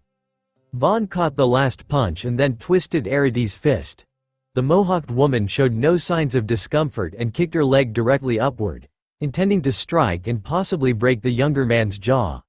Vaughn bent backward before that could happen, thankfully. I mean, seriously, she continued to gripe. She began a series of rapid-fire kicks that Vaughn blocked with his forearm. What is going through your fool head? Vaughn caught her ankle and flipped her over his shoulder. The woman landed on her hands and then flipped back into a standing position. She reared back her leg for a tempest kick. You know Whitebeard? Vaughn said all of a sudden. Erity froze mid-kick.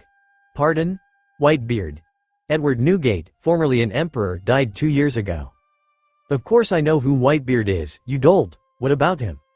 Why was he called Whitebeard? Vaughn asked seriously. Erity's sweat dropped. What? Vaughn crossed his arms. I mean, I've seen pictures of the guy and he didn't have a beard, it was a mustache. I don't know, Erity said sarcastically. Maybe the white mustache pirates didn't sound half as intimidating. She threw her arms up in the air. What does that have to do with anything? The swordsman shrugged. You asked what was going through my head, and that was it. The origins behind Edward Newgate's epithet is what is going through your head as this very moment. Even when I was kicking at you. Yup. Erity stared at Vaughn for a full minute before sighing and facepalming. This was what she had to deal with on a daily basis. Vaughn, on top of Runo and Yari, caused her more stress than that long-nosed sniper ever could. Vaughn, tell me something.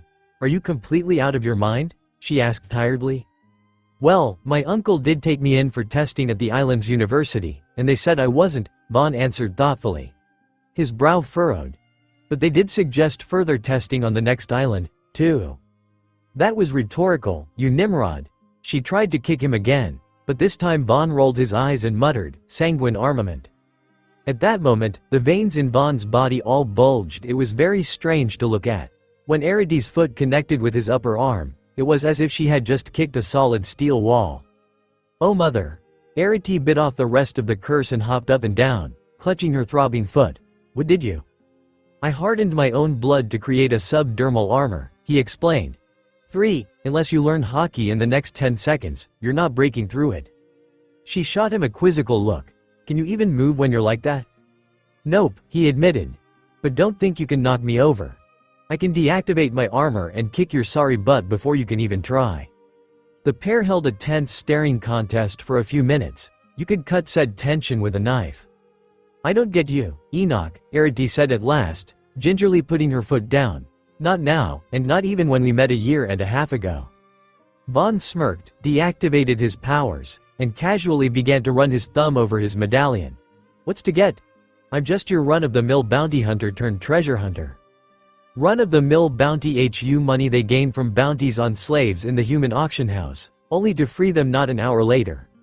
Erity smiled smugly. That's why you set up a shop on Sabaody, right?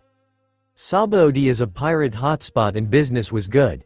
If you have a point, feel free to make it, the red-eyed man said, not directly confirming her statement or asking how she even knew that. I'm saying that despite what you want people to believe, you're not that bad a guy. I mean, you beat up Straw Hat within an inch of his life, but then gave him his blood back and sealed his wounds. It was only fair. At any rate, if he's anything like his grandfather, he'll walk those injuries off in a day. You mocked Pirate Hunter about what happened back on the archipelago. That was low and made you look like a jerk, Erity went on. But heck, back when Carrion was talking about killing the brat after all is said and done, you were the only one who protested. Those actions have nothing to do with each other, Vaughn said, starting to sound impatient. I'm still not hearing a point. My point is that you're much nicer than you pretend to be. So one has to wonder what the heck you're doing working for us like Carrion. She had now made her point, and it had been a completely unanticipated one. Vaughn raised an eyebrow. Unless things have changed in the last 5 minutes, you're working for him too. True, Erity admitted offhandedly. But besides my ample paycheck, I have my own reasons for wanting to find the Star of Kala, fore. Otherwise, I would have dropped our wonderful boss ages ago. Then there you go, Vaughn stated as he reached into his pocket and pulled out a cigarette and a lighter. After placing the smoke between his lips and lighting it, He took a drag and continued. Maybe I want to find the star on the island. Maybe I don't. It doesn't matter because in the long run, all of this carrion, this hunting crew, the Straw Hats are just means to an end. He exhaled smoke. What that end is though is my business and mine alone. That why you let the pirates go? The mohawked woman asked. It's hard to be a means to an end if you're in a cage back at base camp. Now she had brought them back to the origin of their argument, letting the Straw Hats escape. Bon hadn't thought she asked about his moral position just for kicks. Arati liked to have as much information as she could, a trait he both respected and found irking. Why? You going to tell boss if it's true? Please, Arati scoffed. I bet you and I could write a book with stuff we don't tell boss, then get that book banned by the world government. Now that's a book I wouldn't mind reading, a new voice broke in. Arati's head snapped to the side. There sat Runo cross-legged and drumming his fingers impatiently on his knee. What the when did you get here? Arati shouted. You just now noticed he was here? Bon asked with a sweat drop. What the heck are you talking about? How did you notice he was here before? She stopped when Bon gave her a look. Oh, right. Flippin' hockey users. Next time say something. I'll be sure to do so. We done having friendly bonding corner? Runo asked, standing up and crossing his arms bitterly. Good. Because last time I checked, we have pirates to find and beat into a bloody pulp. Usually when Runo said something like that, he would grin and look eager for a fight. This time, however, he looked halfway between upset and TO'd. Geez, you're in a bad mood, Bon commented. Did something happen when you went to play with your toys? Shut up, Bloody Mary, Runo snapped. Or you'll be my sister's next doll. Whoa, what's your damage? Arati asked. Bloody Mary, Bon whispered to himself. Runo scowled. If you must know, I've lost my connection with Fluffy McFluffmeister. Someone broke him out of my hypnosis. Arati put on a deadpan expression. Are you talking about that Tanuki? He was a reindeer, nuance. Well, whatever, Runo declared. If he was weak enough to be defeated so easily, then I have no use for him. Who needs a useless fluffball anyways? This righteous announcement would have been more believable if teardrops hadn't formed in the corners of his eyes and if he hadn't been biting on his shirt collar in distress. Sour grapes, anyone? Bon asked sarcastically, taking another drag. Why is it you don't understand rhetorical questions but are still capable of asking them? Arati asked the red-eyed man. Strict upbringing. That makes no sense. I'm still here, you know, Runo snapped, interrupting the pair's discussion. He wiped his eyes and regained his confident and creepy composure. In any case, he went, running a hand through his hair. It seems I'm in need of a replacement toy, and I know just where to get one. Oh yeah? And where's that? Bon asked. Runo grinned maniacally. I'm in constant connection with those I hypnotize. So I'm able to extend my hockey through them if I concentrate hard enough, even with this island's muting effect. And you'll never believe whose ship we just found. Time. An hour after sunset location. With the Luffy, eventual future Usopp, Roronoa's mystery girl if we happen to see her search and rescue team. It didn't take long for it to get dark, so the Straw Hats managed to get a campsite set up. Once they had a fire going, Nami argued it would lead the hunters to them. But Usopp and other Chopper said a fire was a must when camping. Chopper had gotten to work treating everyone's wounds. Usopp revealed he also had other Chopper's blue bag, much to the older Chopper's joy, claiming to have picked it up earlier, which proved to be a great aid to Chopper. Luffy went first, naturally. Thanks to the Vaughn, a very large, bittersweet pill they had to swallow. Luffy had not died from blood loss and his wounds were already sealed. Chopper still gave his captain medicine to lessen the risk of blood poisoning and tightly wrap each wound in gauze. After that was done, he laid his captain out on a blanket to rest. Roronoa was next. Luckily the reindeer doctor had brought supplies for making stitches this time and he was able to sew his shoulder shut again. Roronoa was officially banned from using a sword until the doctor said so, much to the former's chagrin of being bossed around by the little reindeer. Still, the swordsman chose to sit vigilantly next to his captain, with other Chopper seated in his lap. Other Chopper hadn't had any injuries, save for a bump on his right temple. He still couldn't move, but he assured everyone he would return to normal in at least another hour. Chopper taped an ice pack to his older self's head and left it at that. Other Chopper had complimented his work though. Chopper took care of Usopp next, rubbing a salve from Other Chopper's bag over the wounds on his arm before bandaging it. Within 15 minutes the sniper could move his arm freely. The reindeer used the same salve on Nami's stomach bruises, and it wasn't long before the navigator felt better as well. Once everyone had been taken care of that needed to be, Nami, Sanji, Chopper, and Roronoa filled Other Chopper in Usopp, as he still didn't know a lot in on everything that had happened. This ranged from the past Straw Hat's landfall to Luffy running off like a moron to save future Usopp. While expressing relief that at least Brook had been located and was now leading a search for Frankie and the Sunny, Other Chopper was understandably taken aback. Usopp was too, and he'd already been told Nami, Sanji and Chopper were from the past. Once the initial wonderment wore off though, both agreed that this still wasn't the weirdest thing they'd encountered since joining up with Luffy. It was definitely in the top 10, but not the weirdest. Roronoa readily agreed as well. Over the course of the explanation, Roronoa prevented any mentions of the Going Merry. He wanted this one to be a surprise. He wondered why the idea hadn't occurred to Usopp and Other Chopper yet. Once the explanation had finished, Sanji Pasoxes and the group began to eat. "So, I just joined the crew a few days ago?" Other Chopper asked. Usopp sat next to him and Roronoa, and every so often the sniper fed him some food. Chopper looked up from his food, mouth full of fish. Yeah, that's right. 2 days in fact. Usopp leaned back a little, crossing his arms. He looked nostalgically into the flames of the campfire. Man, Drum Island. That was so long ago. More than 2 years. He frowned and rubbed his face in painful memory. Aside from getting Chopper, that whole debacle was a nightmare. What are you talking about? It wasn't that bad, Roronoa disagreed. Not that bad.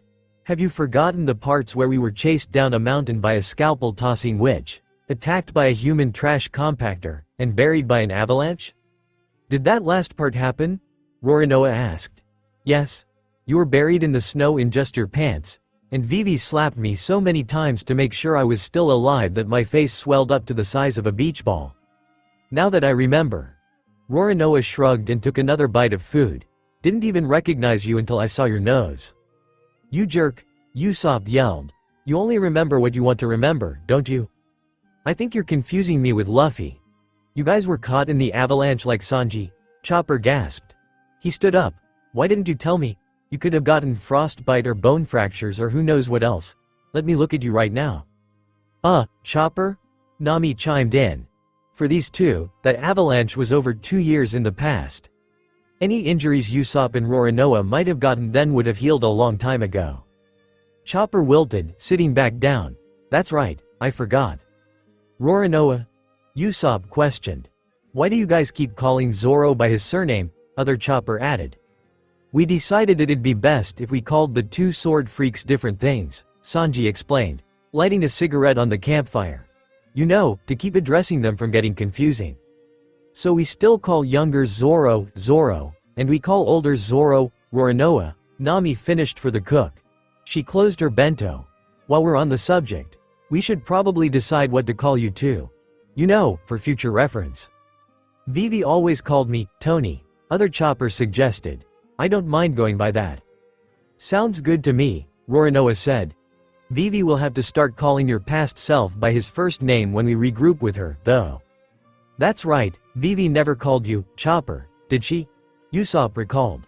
Just like she never called Zoro by his name. It was okay. I actually liked it when she called me that. The newly dubbed Tony smiled. I missed Vivi so much. I can't wait to see her again. Me too, Usopp agreed. I hated leaving her behind in Alabasta, so it'll be nice to have her around again, even if it's for a little while. He then stood up and placed one hand against his chest dramatically. Now, as for what I will go by, I have the perfect name that you can call me.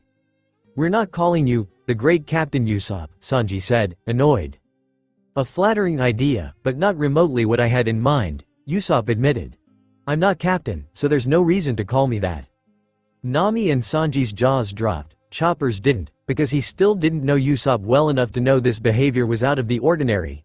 Did they actually hear those words come out of Usopp's mouth? Usopp had been calling himself the great Captain Usopp, since they met him. Since when do you not call yourself that? Nami asked dubiously. Now that she thought about it, future Usopp hadn't called himself that the entire time she'd known him. Yeah, it's kind of your trademark, Sanji pointed out. Usopp's eyes widened, as if he were having a major revelation.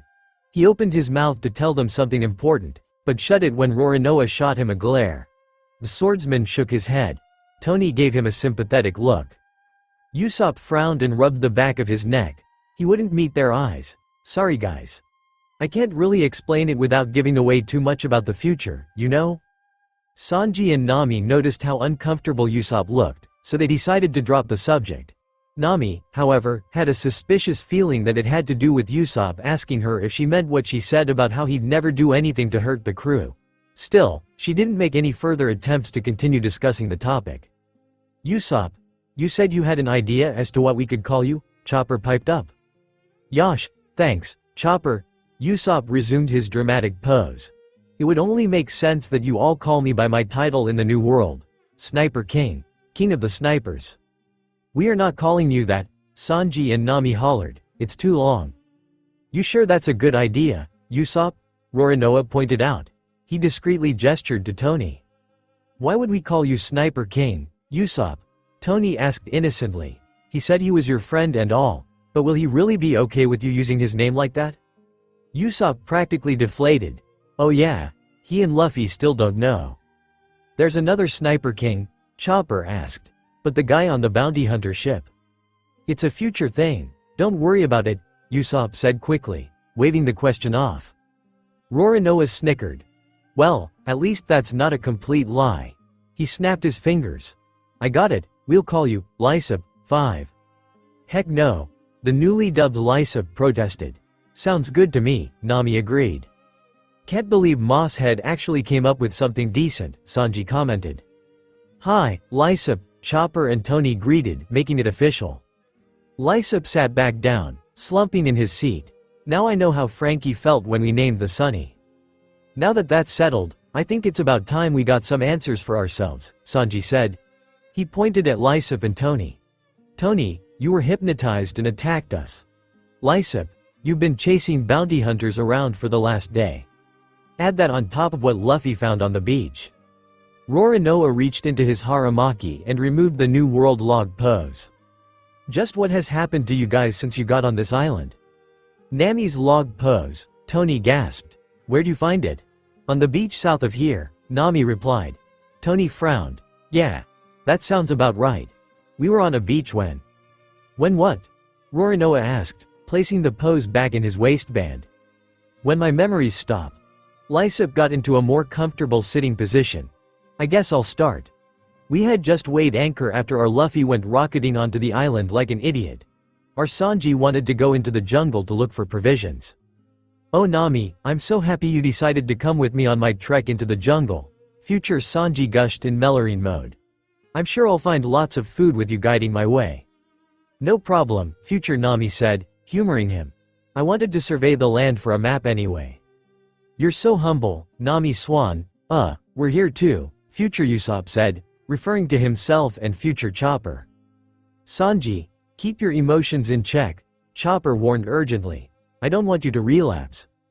Relax, Chopper, Sanji said. Thanks to Shirahoshi-chan, I'm completely cured of my little episodes, so no worries, alright? That did little to reassure the reindeer, but he decided to trust Sanji for now. He just had to keep an eye on the chef.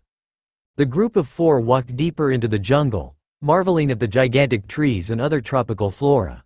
That is, except Usopp, who had lowered his goggles and was aiming his Kuro Kabuto in random directions. Wow, these trees are huge, Nami said in wonder. They kind of remind me of the ones on Skypia. Still shrimpy compared to the mangroves on Sabodi though, Sanji said, running a hand on one of the tree roots. It came to about his shoulder. I like the leaves. Chopper voiced his opinion. They look like they sparkle when the sunlight hits them. Huh, so they do. Nami noticed. I wonder why. Think Robin would know. Robin-chan is the smartest she'd know if we asked, Sanji said with confidence. Usopp kept aiming his slingshot at random spots, until finally Sanji snapped at him. Would you cut that out? Sanji barked at him. You're making nervous with all that pointing, what's your problem? My problem? Usopp repeated. My problem is that you all have seemed to forgotten why we're on this island. The other three stared at his panicky state. Luffy wanted to come here, didn't he? Chopper guessed. He is the captain. I mean, we're only here because some crazy current dragged our ship to an island that appeared out of nowhere. Usopp threw his arms open, gesturing to their surroundings. I mean, just look at this place. Who knows what could be lurking in the trees? I don't know, and I don't want to find out. We're in the new world, Usopp, Nami sighed. For all we know, this kind of thing is normal. The best we can do is accept that we're here and make the most of it. But aren't you the least bit worried? You know, I'm actually not, Nami admitted. I don't know why, but I don't feel afraid of this island. It seems almost familiar, like I've been here before. I've been having that same feeling, Sanji confessed too. He grinned at Nami. We already think alike. Isn't that great, Nami my dear? Nami ignored him this time. Now that you mention it, this place smells familiar. Chopper sniffed the air and shrugged. I can't place it though. You guys are all nuts, Usopp snapped. Like Zoro said, I think we'd remember being dragged to a disappearing, reappearing island by a super current. Oh, so you're saying this place isn't familiar to you? Nami asked, crossing her arms. Usopp didn't answer, which was all the answer she needed. That's what I thought, the navigator said with satisfaction. Well, whatever this is feeling is, I'm sure it'll pass. For now we can just keep looking around. She smiled greedily. Who knows, maybe we'll even find some treasure. Before anyone could scold for her one-track mind, or in Sanji's case, declare how cute it was, one of the tree roots in front of them exploded. If this island holds any treasure, a voice spoke from the dust and smoke. I'm afraid Boss Carrion is going to want to see it first. I'm sure you understand. The debris and dust cleared to reveal 4 people, 2 men and 2 women. I'm guessing Arati and Vaughn were 2 of those? Nami asked. Yeah, Lysop replied. And the other 2 are named Runo and Yari, at least that's what the others called them. Carrion? Nami repeated. She quickly assembled her sorcery Klimattact. Looks like the bounty hunters followed us ashore, Sanji said, taking a defensive position.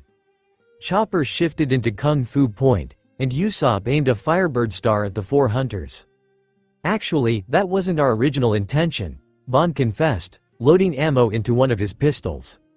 Yes, Yari said as she adjusted her umbrella and slapped Runo upside the head. We are only here because someone steered our ship directly into a super current. Oh, her, Roronoa groaned. Wait, was she the swordswoman you fought before Vaughn tranquilized you? Nami asked. Unfortunately, Roronoa answered with a scowl. She was ridiculously fast, almost as fast as Brook, and skilled. Fighting her wouldn't have been so bad if it weren't for her. He froze and slapped his forehead. Crap, what heck is wrong with me?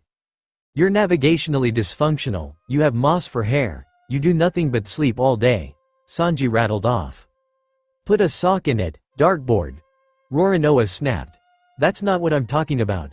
I forgot to warn Brook and the others about this Yari chick's devil fruit powers. She has devil fruit powers? Lysop asked. She didn't exhibit any when I followed her and her comrades around. She does have hockey though. Hockey? Sanji asked. What's that? One thing at a time, Sanji, Nami interjected. Sanji cooed his obedience to Nami as she turned to Roronoa. What are her powers? Roronoa's hand went to his wounded shoulder. She called herself a sensation woman. She was somehow able to intensify my sensitivity to pain. He ran a thumb over the small bandage that was still on his forehead from when Chopper first found him. This one cut on my head felt like a spike was being driven through my skull. It sounds to me she can manipulate nociceptors, Tony said knowledgeably. They're the nerves that usually register pain, but if she calls herself a sensation woman, she might not be limited to just that. Either way, it sounds like a horrible ability. It also doesn't help that she's a freaking sadist, Roronoa growled. He squeezed the bridge of his nose. Can't believe I forgot to warn them. Maybe they won't run into her? Chopper said hopefully. Yeah, maybe, the swordsman sighed. He turned to the sniper. You can continue now. Thank you, Lysop said with mild irritation. He placed his hand under his chin. Now, where was I? Ah yes, Yari had said. She adjusted her umbrella and slapped Runo upside the head. We are only here because someone steered our ship directly into a super current. Runo rolled his eyes and grinned wickedly. I warned boss that I wasn't a helmsman. Not my fault he didn't listen. Vaughn snapped the barrel of his gun shut. Not remotely important. Basically, we have orders to scout the island, so we really don't have time to deal with you right now. You really expect us to believe that a group of bounty hunters is just going to let a group of bountied pirates go? Sanji asked with light amusement. Easy there, Sanji, Nami said with a pleading tone. If bounty hunters want to leave us alone for once, who are we to question them? Yeah, can't we all just get along? Usopp added. What happened to that confident man who took down fishmen in Jancourt Plaza? Sanji asked the sniper, lighting a fresh cigarette. That man wants to avoid a fight if possible. The bounty hunters looked upon the pirates with renewed interest. Too late, Chopper whimpered. Bounties, huh? Arati said, resting a hand on the gauntlets tied around her waist. She was wearing a high-collared leather jacket over her cheongsam. Yari, you're our wanted list guru. You recognize them from the Straw Hat file? Yari nodded curtly. I do. She pointed a delicate gloved finger at Nami. Cat burglar, Nami. Nami swallowed thickly, but stood ready to fight if necessary. Next was Chopper. Cotton candy lover, Tony Chopper. Chopper growled. Why did the government have to give him such a stupid epithet? She lingered for a moment on Usopp. I think he might be king of the snipers, Sniper King, but without the mask, I cannot really tell. Besides, he reeks of cowardice, so that make me even more unsure. Usopp scowled. What a snob. Yari barely even glanced at Sanji. He is not recognizable from any poster I have seen. Ignore him, and the coward as well if you wish. Her total disregard for his identity was like an arrow piercing his heart. Sanji fell to the ground clutching his chest. So cold. Sanji, Chopper cried out worriedly, are you alright? Such cold beauty and unbreakable indifference, Sanji whispered. He stood up, hearts in his eyes. Amazing. I must then know the name of the woman whose frozen heart I will melt. Nami, Chopper, and Usopp fell over at Sanji's exuberant display. Did he have to choose now to act like a lovesick moron? Especially to the enemy? Yari looked extremely disturbed by Sanji's words. If you want to date her, that's fine, Runo said with humor. But I'll warn you now, she only goes out with masochists. Runo, Yari gasped indignantly. What? It's true and you know it. I once found a whip in your cabin on the ship. Runo, I am a proper, pure lady who is not into that kind of thing. But what about that time on Visigoth Island? Baba Runo, shut up, we agreed that never happened. And that time with the guy? Lysop? Tony interrupted. Can we skip the rest of that part of the conversation? Hearing it the first time was bad enough. And the campfire. Maybe Tony had a point. Nami looked scandalized. Roronoa looked disgusted. Chopper looked confused, and Sanji had a dreamy look on his face. Wow, the cook sighed. This Yari sounds like such a confident woman. Snap out of it, Sanji, Nami hollered, shaking the blonde by his shirt collar. You do not want that kind of woman in your life. I don't get it, Chopper said. What does a whip have to do with? Hurry up and continue, Lysop, Roronoa commanded. Yes, hurry. Tony echoed. Lysop flinched. Okay, sorry. You be quiet, cretin, Yari ordered Sanji. I will not be flirted with by some no-name pirate. He's not a no-name pirate. Arati disagreed. The bounty hunters looked at her in surprise. He's actually Blackleg, Sanji, the mohawked woman continued. His poster looks nothing like him as all. Bringing it up is actually a good way to make him furious. Duly noted, Vaughn said. The Straw Hats were a little dumbfounded. Arati spoke with such amity about Sanji. As if they were close personal friends instead of enemies on different sides of the law. Sanji. Do you know this woman? Nami asked.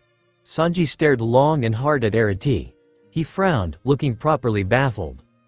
Nami poked the chef's arm. Sanji. What's wrong? Do you recognize her? Chopper asked. I don't why. Sanji said at last, but whenever I look at this gorgeous woman, I feel nothing but complete and utter disgust. The other three pirates looked at the cook as if he had just spontaneously combusted. Yes, she's beautiful, but But just looking at her makes me want to bleach my eyes. Sanji grit his teeth and pointed at Arati. Who the hell are you, lady? Why am I feeling this way? Please don't tell me my future self actually spoke that way to a woman, Sanji shouted incredulously. Okay, I'm never going to get through this story if you all keep interrupting, Lysa pointed out. Save all questions until the end. Geez, you really don't recognize me, do you? Arati shook her head. That's to be expected. I do look a lot different since the last time we met, Sanji lolly. Sanji looked like he'd just been electrocuted, no way. Usopp raised an eyebrow. Sanji lolly? I call him that because his eyebrow reminds me of one of those curly lollipops. Arati explained. Clever, huh? Brilliant, Vaughn said in deadpan. Shut up, no one asked you. No. Sanji whispered. It couldn't be. Sanji. Who is this lady? Nami demanded to know. Yeah, who is this lady? Chopper echoed. If I'm correct. Sanji's expression darkened. She's no lady.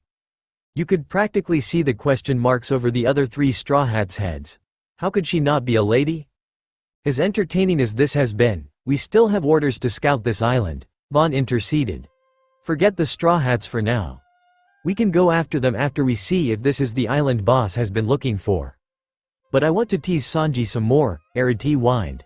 Quit whining, it is unbecoming of a woman, Yari said primly. I am with Vaughn. We need to get going. Carrion is not exactly renowned for his patience. You guys can go ahead, Runo offered. I'll stay here and play with the Straw Hats while you keep looking around. Yari nodded, as if this were a sensible idea, but Arati and Vaughn gave Runo distasteful expressions.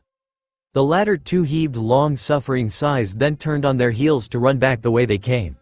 Yari closed her umbrella and followed. Hey, get back here, Sanji shouted, most likely to Arati. He began to give chase. Runo stepped in his way. Out of my way, Sanji kicked out his leg. Runo smirked and a flare of color suddenly erupted around his being. Sanji hesitated, entranced by the bright display. Runo used the moment to completely bypass the kick and deliver a palm thrust to Sanji's chin, snapping the chef's head backward. Then he finished the move with a crescent kick to the side of Sanji's face that sent the chef flying into a tree. Sanji! Nami shrieked. Fire Birdstar, Usopp called out. Runo's smirk widened as he jumped into the air to avoid the attack. As he came down, he pulled back his fist and he punched me in the face, Lysop finished with a shrug. I went down and the next thing I know, I'm waking up alone in the woods at night. I found Tony's bag lying in the dirt and I wandered around for a while until I found the hunters with their boss and other lackeys. My crew's Nami, Sanji, and Tony were with them, but they had glassy, blank eyes and weren't trying to escape or anything. They eventually split up and I followed Arati, Yari, and Runo around with the men they took with them, hindering their progress as much as I could. Maybe I should have followed the group that Tony and the others went with, but if there's one thing I've learned in the past, my solo attempts to storm the castle never end well. I figured I would eventually find the rest of my crew. So I followed them around, lost track of them for a while. Arati found me, I made a strategic retreat and hit her with the occasional green star, and eventually found your guys Nami, and here we are. Wow, Sanji said. I can't believe it. Lysop thumbed his nose proudly. Impressed by my mad storytelling skills, Sanji? No, the cook replied bluntly. I can't believe you managed to tell that entire story without once trying to make yourself look like the star of the whole thing. Hey, Tony, what happened after Lysop got knocked out? Chopper asked. Not a lot, Tony admitted. Our Sanji got back up and we fought some more. We all tried to attack at once, but he kept curbing our attacks by distracting us with those weird colors. I must have lost my bag at some point during the fight. Then we somehow made it to the beach and fought some more, which is probably when Nami lost her log pose. After he avoided Nami's gust sword by throwing off her aim. He said he was bored and he decided we'd be good toys. He started making these jerky movements and the colors got brighter. Tony lowered his gaze in shame. That's the last thing I remember before waking up to see Lysop and Roronoa. Tony began to tear up. Lysop, I'm sorry we abandoned you in the jungle. Sanji said we could come back for you later. I'm sorry I got captured, and everyone, I'm sorry I went into Monster Point and attacked you. I trained these 2 years so that wouldn't happen again, and I'm so sorry. Chopper, get a hold of yourself. Chopper shouted out of nowhere, using his older self's real name to get his attention. Tony stopped crying. Everyone else looked at Chopper with interest. You're older than me and are supposed to be a man, so stop crying, Chopper continued to scold. Lysop said Monster Point is the only form you need a rumble ball for in the future. Is that true? Tony nodded slowly. That means usually you can control it. Me? I can't do that, and the only thing I can do with that form is hurt people. I'm afraid of that form and I promised Doctorine I would never go down that path. But you did. And you can control it now and help the crew, like a real pirate. That's a good thing. Don't let this one incident ruin all you've accomplished. It wasn't even your fault. You're hypnotized, so man up. Chopper stood there a moment, panting heavily from his outburst. The rest of the group was left speechless. Okay, definitely won't call you the emergency food supply anymore, Sanji mumbled, breaking the silence. Tony smiled and giggled. Sanji, Lysop is supposed to be the liar. That got a laugh from Nami, Lysop, who looked insulted a second later, Sanji, and even Chopper. Roronoa just gave the younger reindeer a half-smile. It was amazing really. The younger Chopper had only been a Straw Hat for a few days, and here he was telling the more experienced version off. But what needed to be said had been said, and that was the end of that. Tony apologized for losing his head, and the group moved on to next vital topic, Lysop and Tony's stories. It sounds to me that hypnotist, Nami said. The name sounded familiar to her, but she shook off the feeling and shivered. If he is, he's on a whole other level than that weirdo from Kuro's crew. Did he really hypnotize a guy into killing himself? Tony asked in horror.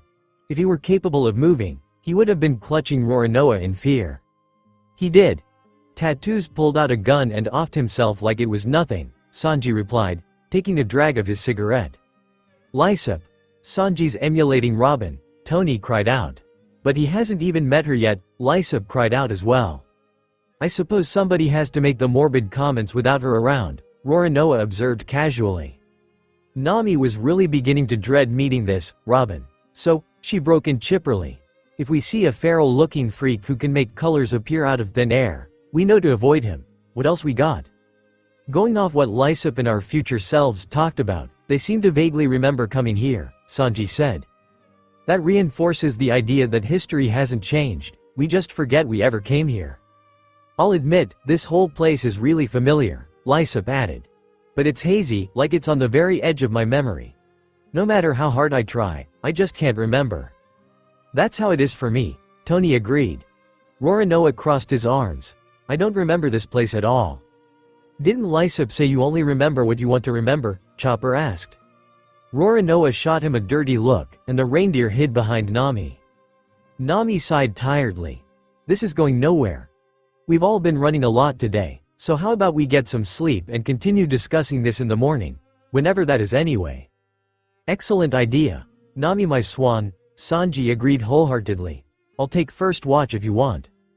I'll take first watch, cook, Roronoa said, standing up and laying Tony on the blanket next to Luffy. If another bounty hunter does show up, you won't be able to fight them. Sanji tried to argue, but Nami and Lysop snapped at him to just go along with it. Nami curled up with Chopper. Lysop laid down against one of the trees Tony knocked over earlier, and Sanji situated himself on the side of the campfire opposite of Nami, glaring at Chopper with envy. One by one they all fell asleep, save for Roronoa, who actually stayed awake. He hadn't mentioned it before, not wanting Nami, Lysop, and the Choppers to freak out as they were prone to do. But there was one thing about this island that did feel familiar. This one constant, nagging feeling he kept having. Roronoa looked up into the tree branch-blocked sky. He frowned in suspicion. It's like we're being watched. Time. Roughly half an hour before sunrise. Location.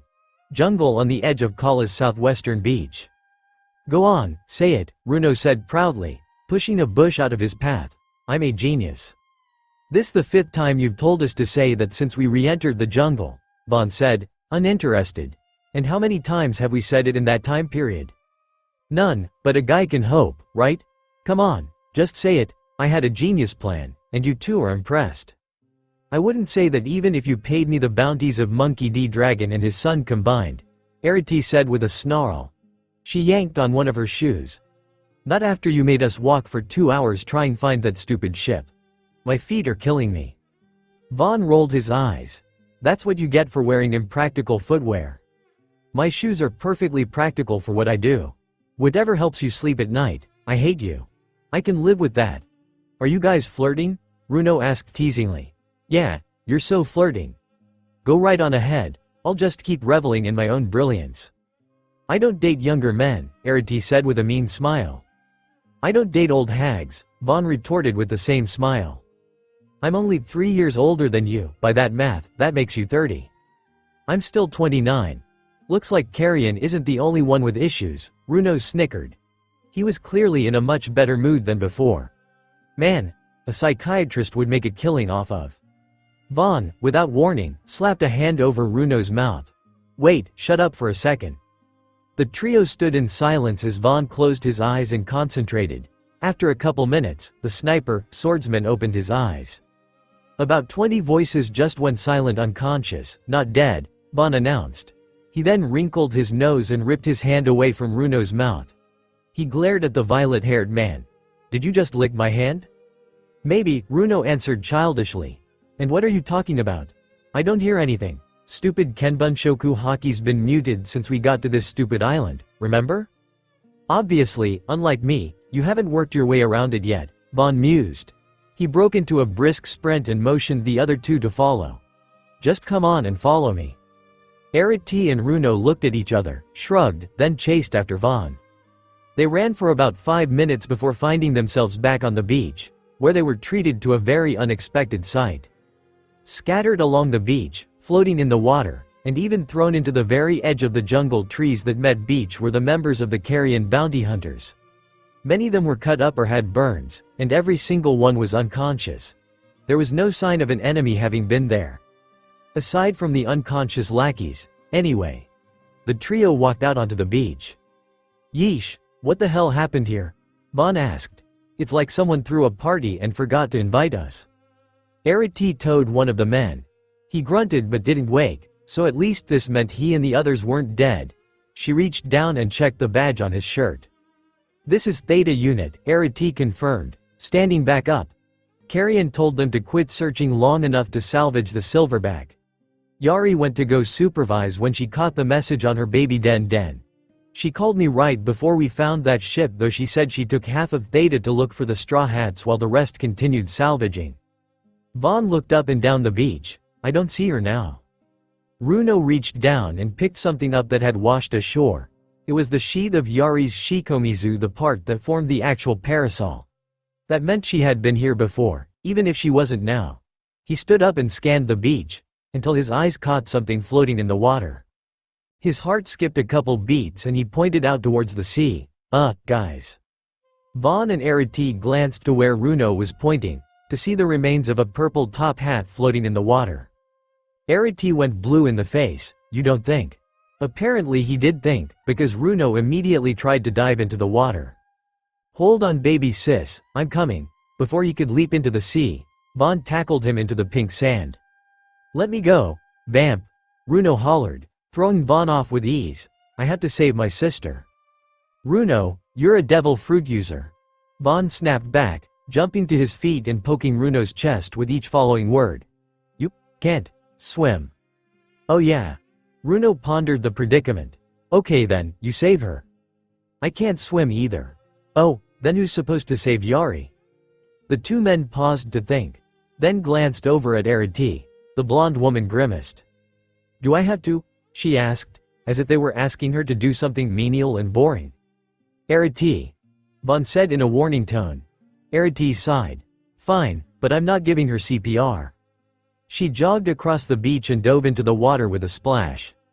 Runo turned to Vaughn and placed a hand on his shoulder. Good luck, buddy. What? Vaughn said with revulsion. Why'd I have to give her mouth to mouth? Why can't you do it? Dude, she's my sister, so, I don't need those kinds of nightmares. Vaughn threw his arms up into the air and looked away from the hypno fruit user. He then sat down and crossed his arms. They could make him resuscitate Yari, but they couldn't keep him from pouting about it. While vomiting traumatic experience, Runo looked around the beach once more, then smiled to himself. He had a feeling as to who had done the damage. He so loved it when a plan all came together. Time: a little more than an hour after sunrise. Location: the jungle. As to where, your guess is as good as Nami's. Sunlight streamed through the impossibly tall trees. All around him were the remains of buildings, broken or burned. There was a battle here recently. The grass was sticky and wet, and for some reason, bubbles floated around everywhere. Luffy looked around. What was he doing here? He didn't remember ever coming to some bubble island. Hadn't he been fighting that vampire guy? Why was he all alone? Where was everyone else? So you survived, Roronoa. Roronoa? Luffy turned in the direction of the cold, emotionless voice that had just spoken. The speaker was an extremely tall bear? Man-bear? Yeah, man-bear. The speaker was an extremely tall man-bear wearing gloves and carrying a book. The man-bear was standing in front of another man. The other man had green hair, so Luffy assumed that was Zoro. It was hard to tell, since his back was to him. If it was Zoro, he didn't look too good. His whole body was shaking, he was bleeding all over, and he clutched his shoulder in agony. Luffy's eyes narrowed and his teeth bared. Who had hurt his crewmate like this? They were going to pay. Usopp was sitting on the ground next to Zoro. He was carrying a big green slingshot that looked really cool. He was reaching up towards Zoro and his lips were moving, but Luffy was too far away to make out what he was saying. Luffy glared at the man-bear. He didn't know who he was, but he somehow knew this guy was the enemy. He tried to run over to his crewmates, but found he couldn't move his body. He tried to call out to them, but his voice didn't work either. It was just like his ace dream, he wasn't in control of his body. The man-bear peeled off one of his gloves, revealing paw pads on his hand. If you were to go on vacation, the man-bear said, where would you like to go? Zoro never had time to answer. The man-bear swiped at him with the padded hand, and the swordsman vanished. Pop Luffy's eyes widened. What had just happened? Where did Zoro go? He was right there. Luffy tried to call out his name, but sound refused to come from his mouth. Even if he could say anything, he would have been interrupted by a sudden loud roar. He looked up to see a monstrous arm swinging down towards him. The arm was attached to a giant horned creature that looked familiar to him, though he wasn't sure why. Luffy tried to move out of the way, but his body was still frozen. Luckily, someone grabbed him from behind and pulled him out of harm's way before he could be hit. His rescuer was a dark-haired lady. Wait, was that Miss All Sunday? What was she doing here, and why did she save him? She also appeared to be shouting, but her words weren't coming out either. Was the whole dream on mute except for the man-bear and the horned monster? Luffy turned back to the man-bear. He was now approaching Usopp. And Sanji, who was on the ground and appeared to be injured as well. Usopp was trying to get Sanji on his feet, but the cook was struggling. The man-bear got closer and closer. Luffy cursed inwardly. Why couldn't he move? Damn it. The man-bear was going to send more of his crew away. As the man-bear reached for his crewmates, Brook jumped in front of them and spread out his arms. He disappeared instead. Pop the man-bear was in front of Usopp now. Luffy could tell the sniper was scared dead out of his mind. Usopp frantically fired with his big green slingshot, but it was no use. Down the pot hand went. Pop Sanji gave a silent, enraged scream. He charged at the man-bear. Pop, a weird man with really big forearms, tried to attack the man-bear. Pop the man-bear was now heading for Nami. She reached out towards Luffy, her lips silently forming his name. Pop the giant horned creature from before came at the pod man, roaring in rage. Pop the only one left was Miss All Sunday. She tried to run, but the man-bear easily caught up. All of a sudden, Luffy could move. But not on his own accord. It was moving on its own, reaching for the Baroque works leader. The woman who had killed the funny tube-haired guy and was helping Crocodile take over Vivi's country. Looked at him pleadingly. All Sunday reached out to him just as Nami had, and to his surprise, he didn't mind reaching out to take her hand. It was useless though. Pop Luffy fell to the ground, gasping for each breath as if it would be his last. This didn't happen. Someone had to tell him this didn't just happen. Somebody had to tell him his crew wasn't just gone. Where were Chopper, Vivi, and Kuru? What about Miss All Sunday? Why did she help him and reach out to him? This wasn't happening. He could not lose his crew like this. Their journey had barely started. They still had to beat up Crocodile and sail the Grand Line and find the One Piece. They couldn't be gone. It wasn't possible. I couldn't save. He heard himself say. Now he could talk. Hot tears running down his face. A single one of my friends. Luffy felt someone standing over him, and he looked up. It was the man bear, but this time, Luffy somehow knew his name. KK-ku. Ma, he stuttered, this time speaking on his own. Kuma stared down at him coldly. You will never see them again. He raised his hand. Farewell. The hand came down. Pop, no. Luffy pinwheeled his arms and fell to the ground, dragging the person who he'd been riding piggyback down with him. Luffy, you're awake, Nami's voice exclaimed. Luffy's up? Usopp's voice asked. About time? Crappy rubber head, making us worry, Sanji's voice scoffed, but he sounded relieved as well. Luffy, take it easy, Chopper squealed reprimandingly. Be careful, you're still injured, Chopper spoke again. Had those two sentences overlapped? Luffy opened his eyes. He wasn't on the Bubble Island, he was back in the jungle of the Mystery Island. The bear man Kuma was nowhere to be seen either. He sat up and noticed his body was wrapped in white bandages. He was about to ask what was going on when someone stuck Hat in his face. Here, it was Roronoa. He'd also been the one giving Luffy a piggyback ride. Luffy glanced from Roronoa to Hat, then back to Roronoa. About time you woke up, the swordsman grunted. Sun's been up for a couple hours now. We figured we'd try to meet back up with Brook and the others, so we woe. Roronoa cut himself off, for Luffy had thrown his rubbery arms around his waist and pulled him into a tight hug, all but burying his face into the swordsman's chest. Its force was enough to make Roronoa drop his captain's precious hat. What the hell, Luffy? Let go of me, Roronoa shouted, trying to remove his captain from his person. Roronoa Zoro was many things, but a hugger was not one of them. However, he stopped pushing and protesting when he noticed Luffy's shaking form. Oi, Luffy! You okay? What's wrong? The rest of the group walked up to the pair on the ground to see what the problem was, and were struck dumb at the sight of their shaking captain. Luffy! Nami began to say, reaching out for him. Sanji grabbed her hand before she could, shaking his head. The message was clear. Let Mosshead handle this. Roronoa shook Luffy's shoulder. Luffy? I asked if you were okay. Luffy pushed himself off Roronoa, cursing inwardly. He couldn't believe he just did that. He must have looked like a childish weakling. He furiously rubbed the back of his hand along his eyes, trying to stop the tears that threatened to form. Hugging a person after having a nightmare. He hadn't done that since he was a little kid, and the person who got hugged was usually his brother. Ace never minded, but what about Roronoa? Luffy looked up at the swordsman's face. He didn't look angry or annoyed, at least, not anymore, only concerned. It's nothing, Luffy said at Am.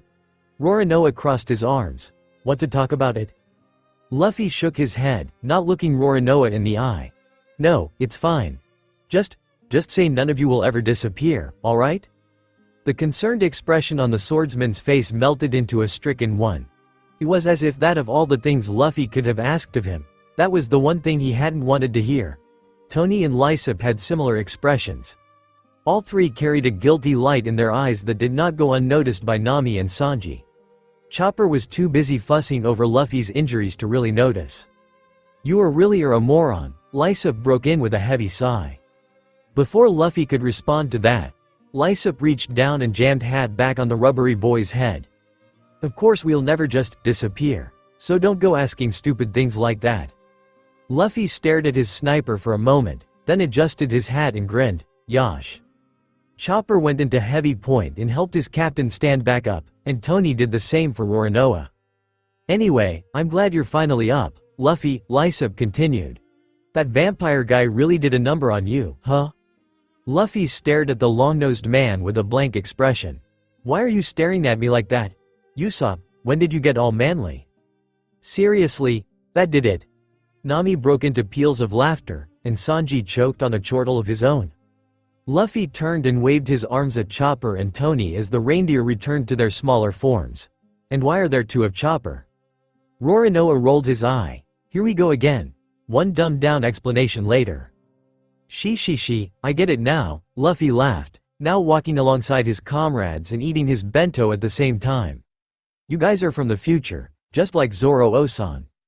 Yeah, only we're calling them Lysop and Tony, Sanji said, instead of Usopp and Chopper. Usopp-san and Chopper-san. Luffy decided. Who are you calling old? Lysop began to protest, before slumping in defeat. Oh, forget it. We'd have more luck stopping the tides than getting Luffy to change his mind.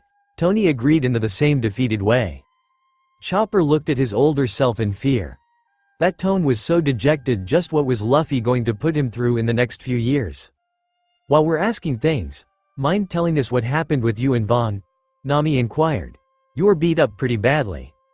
Luffy swallowed the last of his food, tossed the box to Sanji, crossed his arms, and cocked his head the side. Who's Vaughn? The navigator rolled her eyes. The vampire guy. Oh, him, Luffy said, tapping his fist into his hand as he remembered.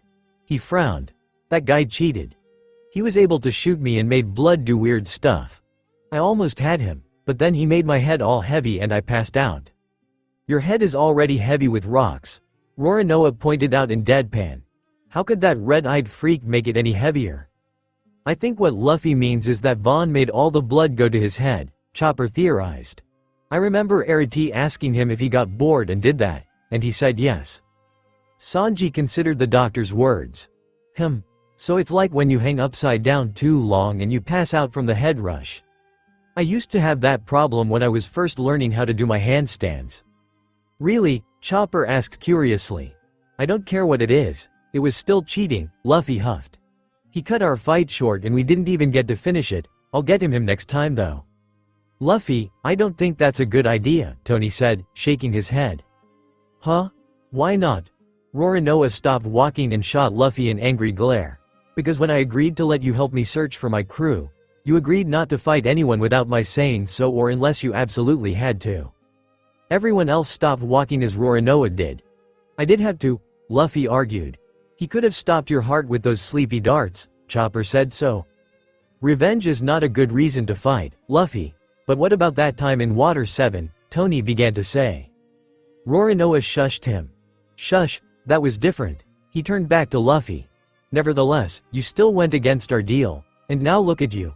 If Vaughn hadn't returned the blood to your body, you would have died. No one made an attempt to argue with him this time, for they all knew for better or worse he was right, even Sanji. They all remained silent and watched the exchange progress. Luffy ran his fingers over the bandages covering his torso, shoulders, and arms. There was very little of his body that wasn't wrapped in medical gauze. Had he really been that close to death? He looked back up at Roronoa, but Zoro-san, No buts, Roronoa cut him off. Next time we see that blood-controlling weirdo, I'm handling him, got it? But I, got it, Captain? Luffy knit his eyebrows, but stiffly nodded. Look, I'm not condemning what you did completely. It would make me a hypocrite if I was, Roronoa said, tiredly running a hand through his hair. You just can't afford to rush into things without thinking, at least not while we're on this island, alright? Chopper really wanted to tell Luffy that Roronoa had spoken similar words to him earlier, but the swordsman had warned that would not be a good idea. He instead remained quiet but sent Luffy good thoughts. Luffy finally nodded again, but considerably less stiffly.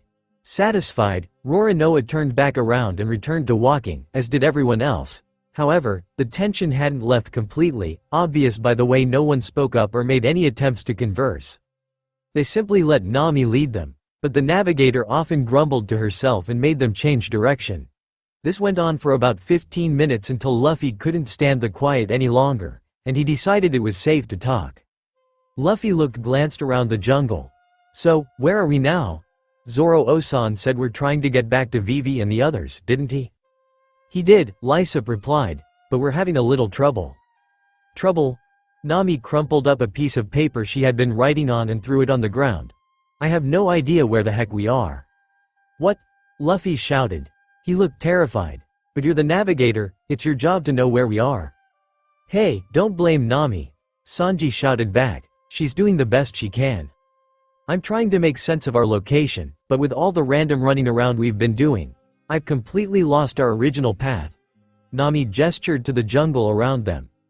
And every time I try to go back the way we came, it's like the terrain has changed shape. Trees that weren't there before are there, or bushes and vines block the way. I swear, this island's foliage is conspiring to get us all lost. Roronoa scoffed. You're making it sound like the island's alive or something. Wrong thing to say on his part. The island's alive? Chopper and Tony screamed in unison. I knew it. I knew coming here was a bad idea, Lysop shrieked in terror. Ha! I knew it was a mystery island, Luffy yelled triumphantly.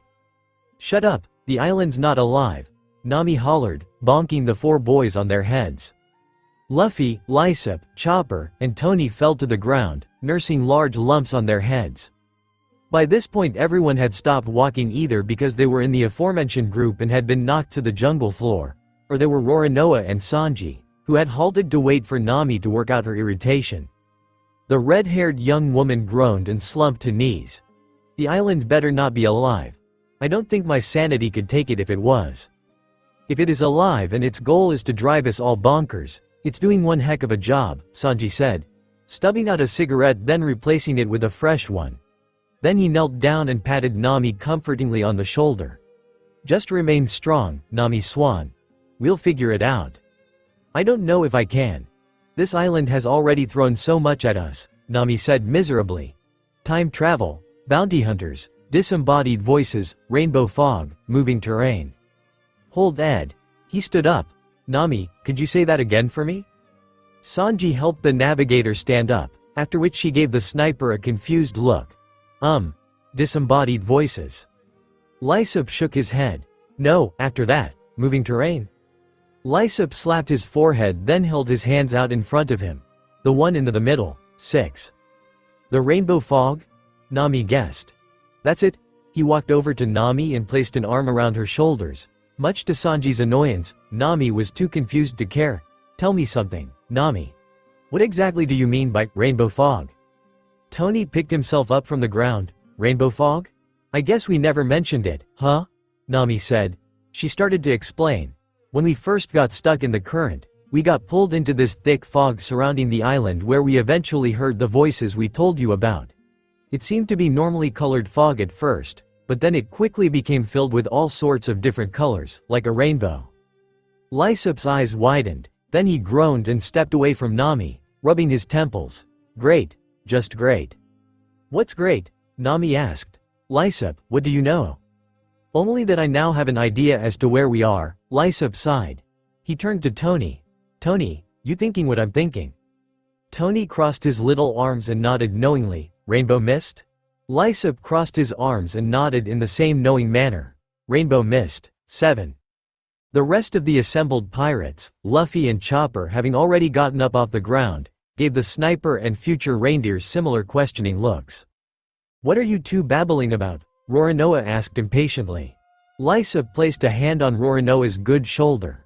Roronoa, remember that island we visited right after Alabasta? Ruluka? Roronoa raised an eyebrow. The place with the moneylender and the goats? 8.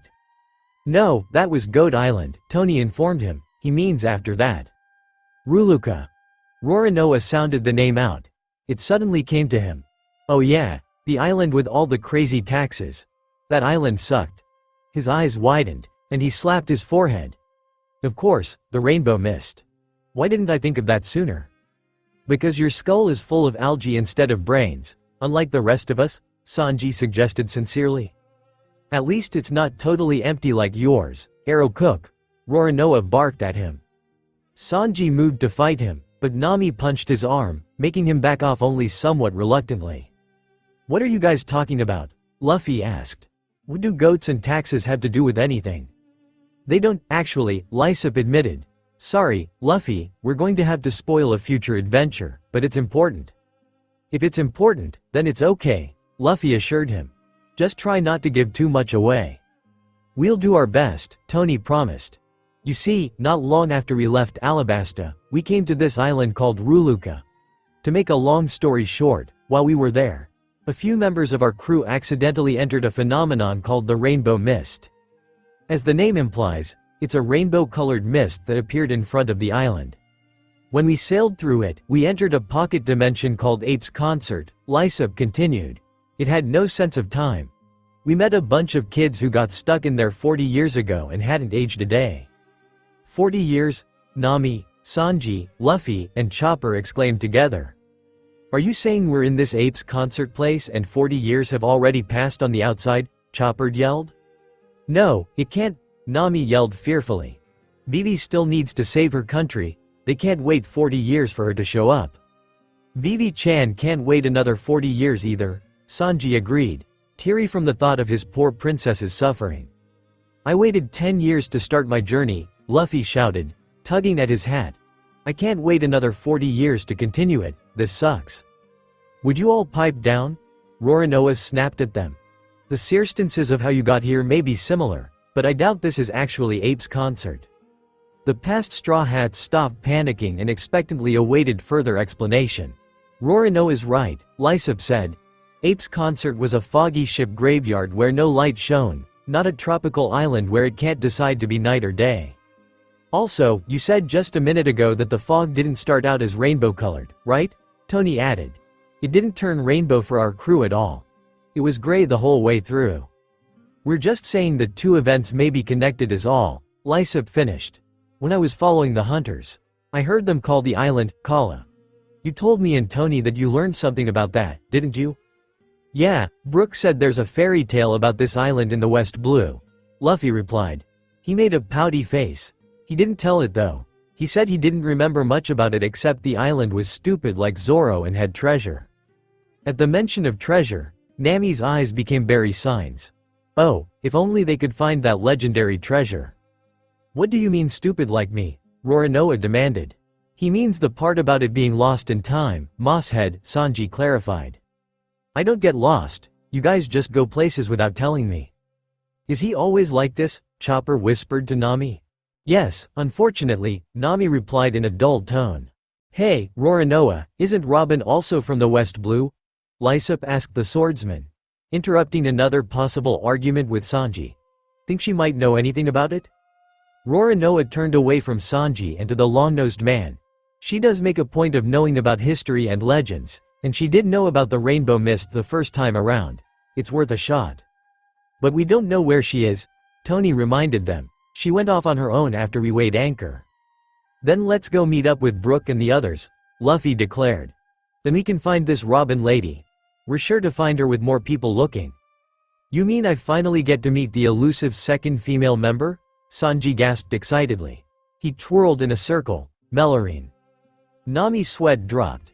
They've all forgotten we're completely lost, haven't they? Before Nami could remind them of their plight, there was a rustling in the bushes and trees. Roronoa put a hand on one of his swords. Someone's coming. Crap, is it the bounty hunters again? Lysop yelled. I hope so. I owe vampire guy a gum pistol, Luffy said, grabbing his shoulder and swinging his arm in a circle. Luffy, we agreed I'd handle him, Roronoa scolded him. You should let him have one punch. He deserves that much, Sanji pointed out. I'll even help you hold the bloodsucker down if you ask nicely. Screw you, Cook. Chopper sniffed the air, then ran in front of the group. Stop everyone, it's okay, it's not the bounty hunters. Nami held up the broken halves of her bow staff like a screaming-sticks. Are you sure? Tony ran to his younger self's side. He's sure, and I can confirm it, it's been a while, but I know those scents anywhere. As soon as the reindeers made their announcement, something broke through the flora and stopped directly in front of the pirates. Save for the two doctors, and Roronoa his eye just widened, everyone gasped. This person wasn't supposed to be here. She was supposed to be on the Merry with Brooke, Zoro, and Usopp. Vivi, the princess was limp in Karoo's saddle, covered in bandages and wearing different clothes than she was before. His face was pressed against the back of Karoo's neck. The duck himself panted heavily, as if the forces of hell had been biting at his heels the entire way here. I'm sorry, Vivi mumbled into Karoo's neck. Sorry, Luffy echoed. He rushed over to her. Sorry for what? What are you doing here? Where's Zoro and everyone else? Vivi lifted her head. Tears streamed down her cheeks. "I'm sorry." Her voice choked. They told me to get away." Ice water ran into Luffy's veins. It was as if he had just fallen into the sea and couldn't move. "You will never see them again."